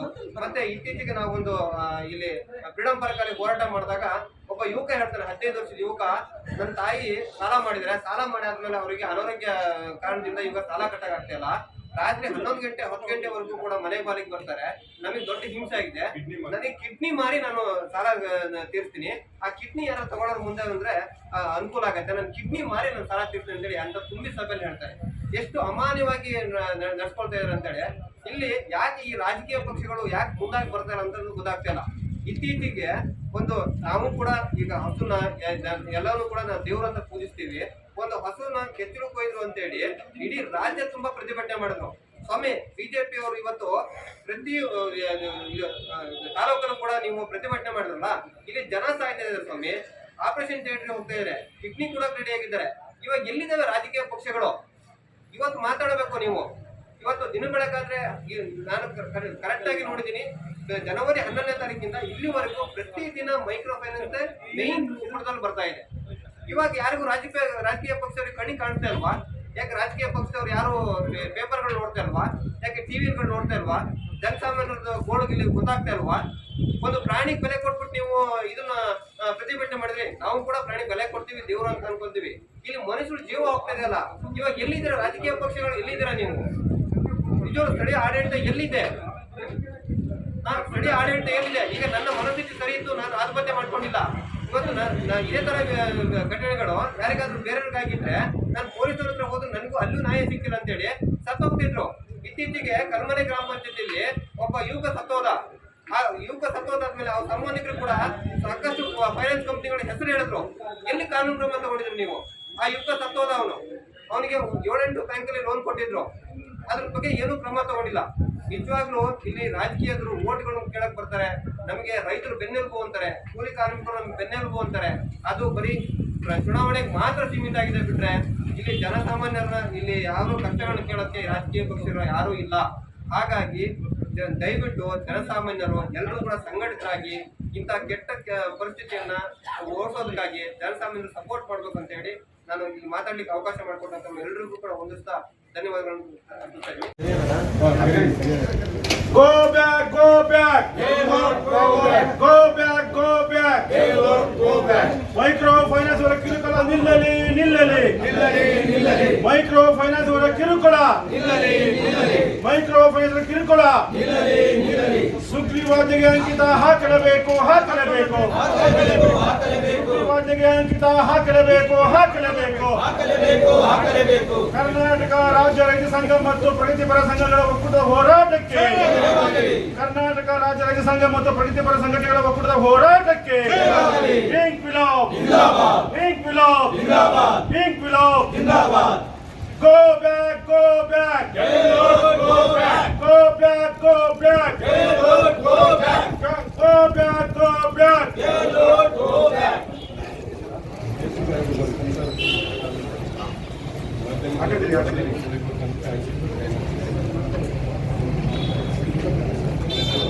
ಕರ್ನಾಟಕ ರಾಜ್ಯ ರೈತ ಸಂಘ ಮತ್ತು ಪ್ರಗತಿಪರ ಸಂಘಟನೆಗಳ ಒಕ್ಕೂಟ ಸಾಗರ ಇವರು ಉಪ ವಿಭಾಗಾಧಿಕಾರಿಗಳು ಸಾಗರ ಶಿವಮೊಗ್ಗ ಜಿಲ್ಲೆ ಇವರ ಮುಖಾಂತರ ಕರ್ನಾಟಕ ಘನತೆ ವೆತ್ತ ರಾಜ್ಯಪಾಲರು ರಾಜಭವನ ಬೆಂಗಳೂರು ಇವರಿಗೆ ಮೈಕ್ರೋ ಫೈನಾನ್ಸ್ ಕಂಪನಿಗಳ ಮೇಲೆ ನಿರ್ಬಂಧ ಹೇರುವ ಸುಗ್ರೀವಾಜ್ಞೆಗೆ ಅಂಕಿತ ಹಾಕಬೇಕೆಂದು ಆಗ್ರಹಿಸಿ ಪ್ರತಿಭಟನಾ ಸಹಿತ ಮನವಿ. ಮಾನ್ಯರೇ, ಮೈಕ್ರೋ ಫೈನಾನ್ಸ್ ರವರ ಒತ್ತಡ, ಅಮಾನವೀಯ ವರ್ತನೆ, ಕಿರುಕುಳದಿಂದಾಗಿ ಸಣ್ಣ ಹಿಡುವಳಿದಾರ ರೈತರು, ಬಡ ಕಾರ್ಮಿಕರು, ವ್ಯಾಪಾರಿಗಳು, ಕೂಲಿಕಾರರು ಆಸ್ತಿ ಪಾಸ್ತಿ ಕಳೆದುಕೊಳ್ಳುತ್ತಿರುವುದಲ್ಲದೆ ಸಂಸಾರ, ಹೆಂಡತಿ ಮಕ್ಕಳನ್ನು ರಕ್ಷಿಸಿಕೊಳ್ಳುವುದು ಕಷ್ಟವಾಗಿ ಪರಿಣಮಿಸಿದೆ. ಮರ್ಯಾದೆಗೆ ಅಂಜಿ ಕೆಲವರು ಜೀವವನ್ನು ಕಳೆದುಕೊಳ್ಳುತ್ತಿರುವುದು ತಮ್ಮ ಗಮನಕ್ಕೆ ಬಂದಿದೆ ಎಂದು ಭಾವಿಸುತ್ತೇವೆ. ಇಂತಹ ಮೈಕ್ರೋ ಫೈನಾನ್ಸ್ನ ದಬ್ಬಾಳಿಕೆಗೆ ಒಳಗಾದ ಅನೇಕರು ರಾಜ್ಯ ಹಾಗೂ ಕೇಂದ್ರ ಸರ್ಕಾರಗಳಿಗೆ ತಮ್ಮ ಅಹವಾಲನ್ನು ಸಲ್ಲಿಸುತ್ತಿದ್ದಾರೆ. ಈ ಅಹವಾಲುಗಳನ್ನು ಗಮನಿಸಿ ಕರ್ನಾಟಕ ಸರ್ಕಾರ ಇಂತಹ ಮೈಕ್ರೋ ಫೈನಾನ್ಸ್ಗಳ ಮೇಲೆ ಕ್ರಮ ಕೈಗೊಳ್ಳುವ ಸಾಧ್ಯತೆ ಹಿನ್ನೆಲೆಯಲ್ಲಿ ಕಿರು ಹಣಕಾಸು ಸಂಸ್ಥೆಗಳು ತಮ್ಮ ಸಾಲ ವಸೂಲಿಯನ್ನು ಚುರುಕುಗೊಳಿಸುವ ಸಲುವಾಗಿ ಇನ್ನು ಹೆಚ್ಚು ಕಿರುಕುಳ ದಬ್ಬಾಳಿಕೆ ನಡೆಸುತ್ತಿರುವ ರಾಜ್ಯಾದ್ಯಂತ ಕಂಡುಬರುತ್ತಿದೆ. ಇದನ್ನು ಮನಗಂಡ ಕರ್ನಾಟಕ ರಾಜ್ಯ ಸರ್ಕಾರ ಸಾಲಗಾರರ ಹಿತ ಕಾಪಾಡುವ ತಕ್ಷಣದ ಕ್ರಮವಾಗಿ ಸುಗ್ರೀವಾಜ್ಞೆ ಮೂಲಕ ಜಾರಿಗೆ ತರುವ ಉದ್ದೇಶದಿಂದ ಕಾನೂನು ನಿರೂಪಿಸಿದ್ದು ತಮ್ಮ ಅಂಕಿತಕ್ಕಾಗಿ ಸಲ್ಲಿಸಿರುವುದು ಸರಿಯಷ್ಟೇ. ಇದರ ಉದ್ದೇಶ ಮತ್ತು ಸಾಧಕ ಬಾಧಕಗಳ ಬಗ್ಗೆ ತಾವು ಚಿಂತಿಸದೆ ಏಕಾಏಕಿ ಸುಗ್ರೀವಾಜ್ಞೆಗೆ ಅಂಕಿತ ಹಾಕದೆ ತಿರಸ್ಕರಿಸಿ ಕಳಿಸಿರುವುದು ದಬ್ಬಾಳಿಕೆ ನಡೆಸುತ್ತಿರುವ ಮೈಕ್ರೋ ಫೈನಾನ್ಸ್ಗಳ ಆನೆಬಲ ಬಂದಂತಾಗಿದೆ. ಇದರಿಂದ ಮೈಕ್ರೋ ಫೈನಾನ್ಸ್ ಸಂಸ್ಥೆಗಳು ಸಾಲ ವಸೂಲಿ ಹೆಸರಿನಲ್ಲಿ ಬಡಜನರ ಜೀವನದೊಂದಿಗೆ ಚೆಲ್ಲಾಟವಾಡುತ್ತಿರುವುದು ದಿನೇ ದಿನೇ ಹೆಚ್ಚಾಗುತ್ತಿದೆ. ಆದ್ದರಿಂದ ಕಿರು ಹಣಕಾಸು ಸಂಸ್ಥೆಗಳ ಮೇಲೆ ತುರ್ತು ನಿಯಂತ್ರಣಕ್ಕಾಗಿ ಸುಗ್ರೀವಾಜ್ಞೆ ಅನಿವಾರ್ಯವಾಗಿರುತ್ತದೆ. ಆದರೆ ತಾವು ಇಂತಹ ಮಹತ್ತರ ಸುಗ್ರೀವಾಜ್ಞೆಯನ್ನು ತಿರಸ್ಕರಿಸಿರುವುದು ಬಡ ರೈತರ, ಕಾರ್ಮಿಕರ, ವ್ಯಾಪಾರಿಗಳ ಹಿತಕ್ಕೆ ಕಂಟಕವಾಗಿರುತ್ತದೆ. ಹಾಗಾಗಿ ತಮ್ಮ ನಿಲುವು ತುಂಬಾ ಖೇದಕರ ಮತ್ತು ಆಘಾತಕಾರಿಯಾಗಿದೆ. ನಮ್ಮ ಒತ್ತಾಯ, ರಾಜ್ಯಪಾಲರು ಸುಗ್ರೀವಾಜ್ಞೆಗೆ ಅಂಕಿತ ಹಾಕಲೇಬೇಕು. ಮೈಕ್ರೋ ಫೈನಾನ್ಸ್ನವರ ಕಿರುಕುಳ ತಪ್ಪಿಸಬೇಕು. ಹಣ ಕೊಡುವ ನೆಪದಲ್ಲಿ ಮೋಸ ಮಾಡುವುದನ್ನು ತಪ್ಪಿಸಬೇಕು. ಸಾಲ ಕೊಟ್ಟ ಕಾರಣಕ್ಕಾಗಿ ಮುಂಜಾನೆ ಮನೆ ಬಾಗಿಲಿಗೆ ಬಂದ ಹಣ ಕಟ್ಟಿ ಎಂದು ಹೇಳುವುದನ್ನು ತಪ್ಪಿಸಬೇಕು.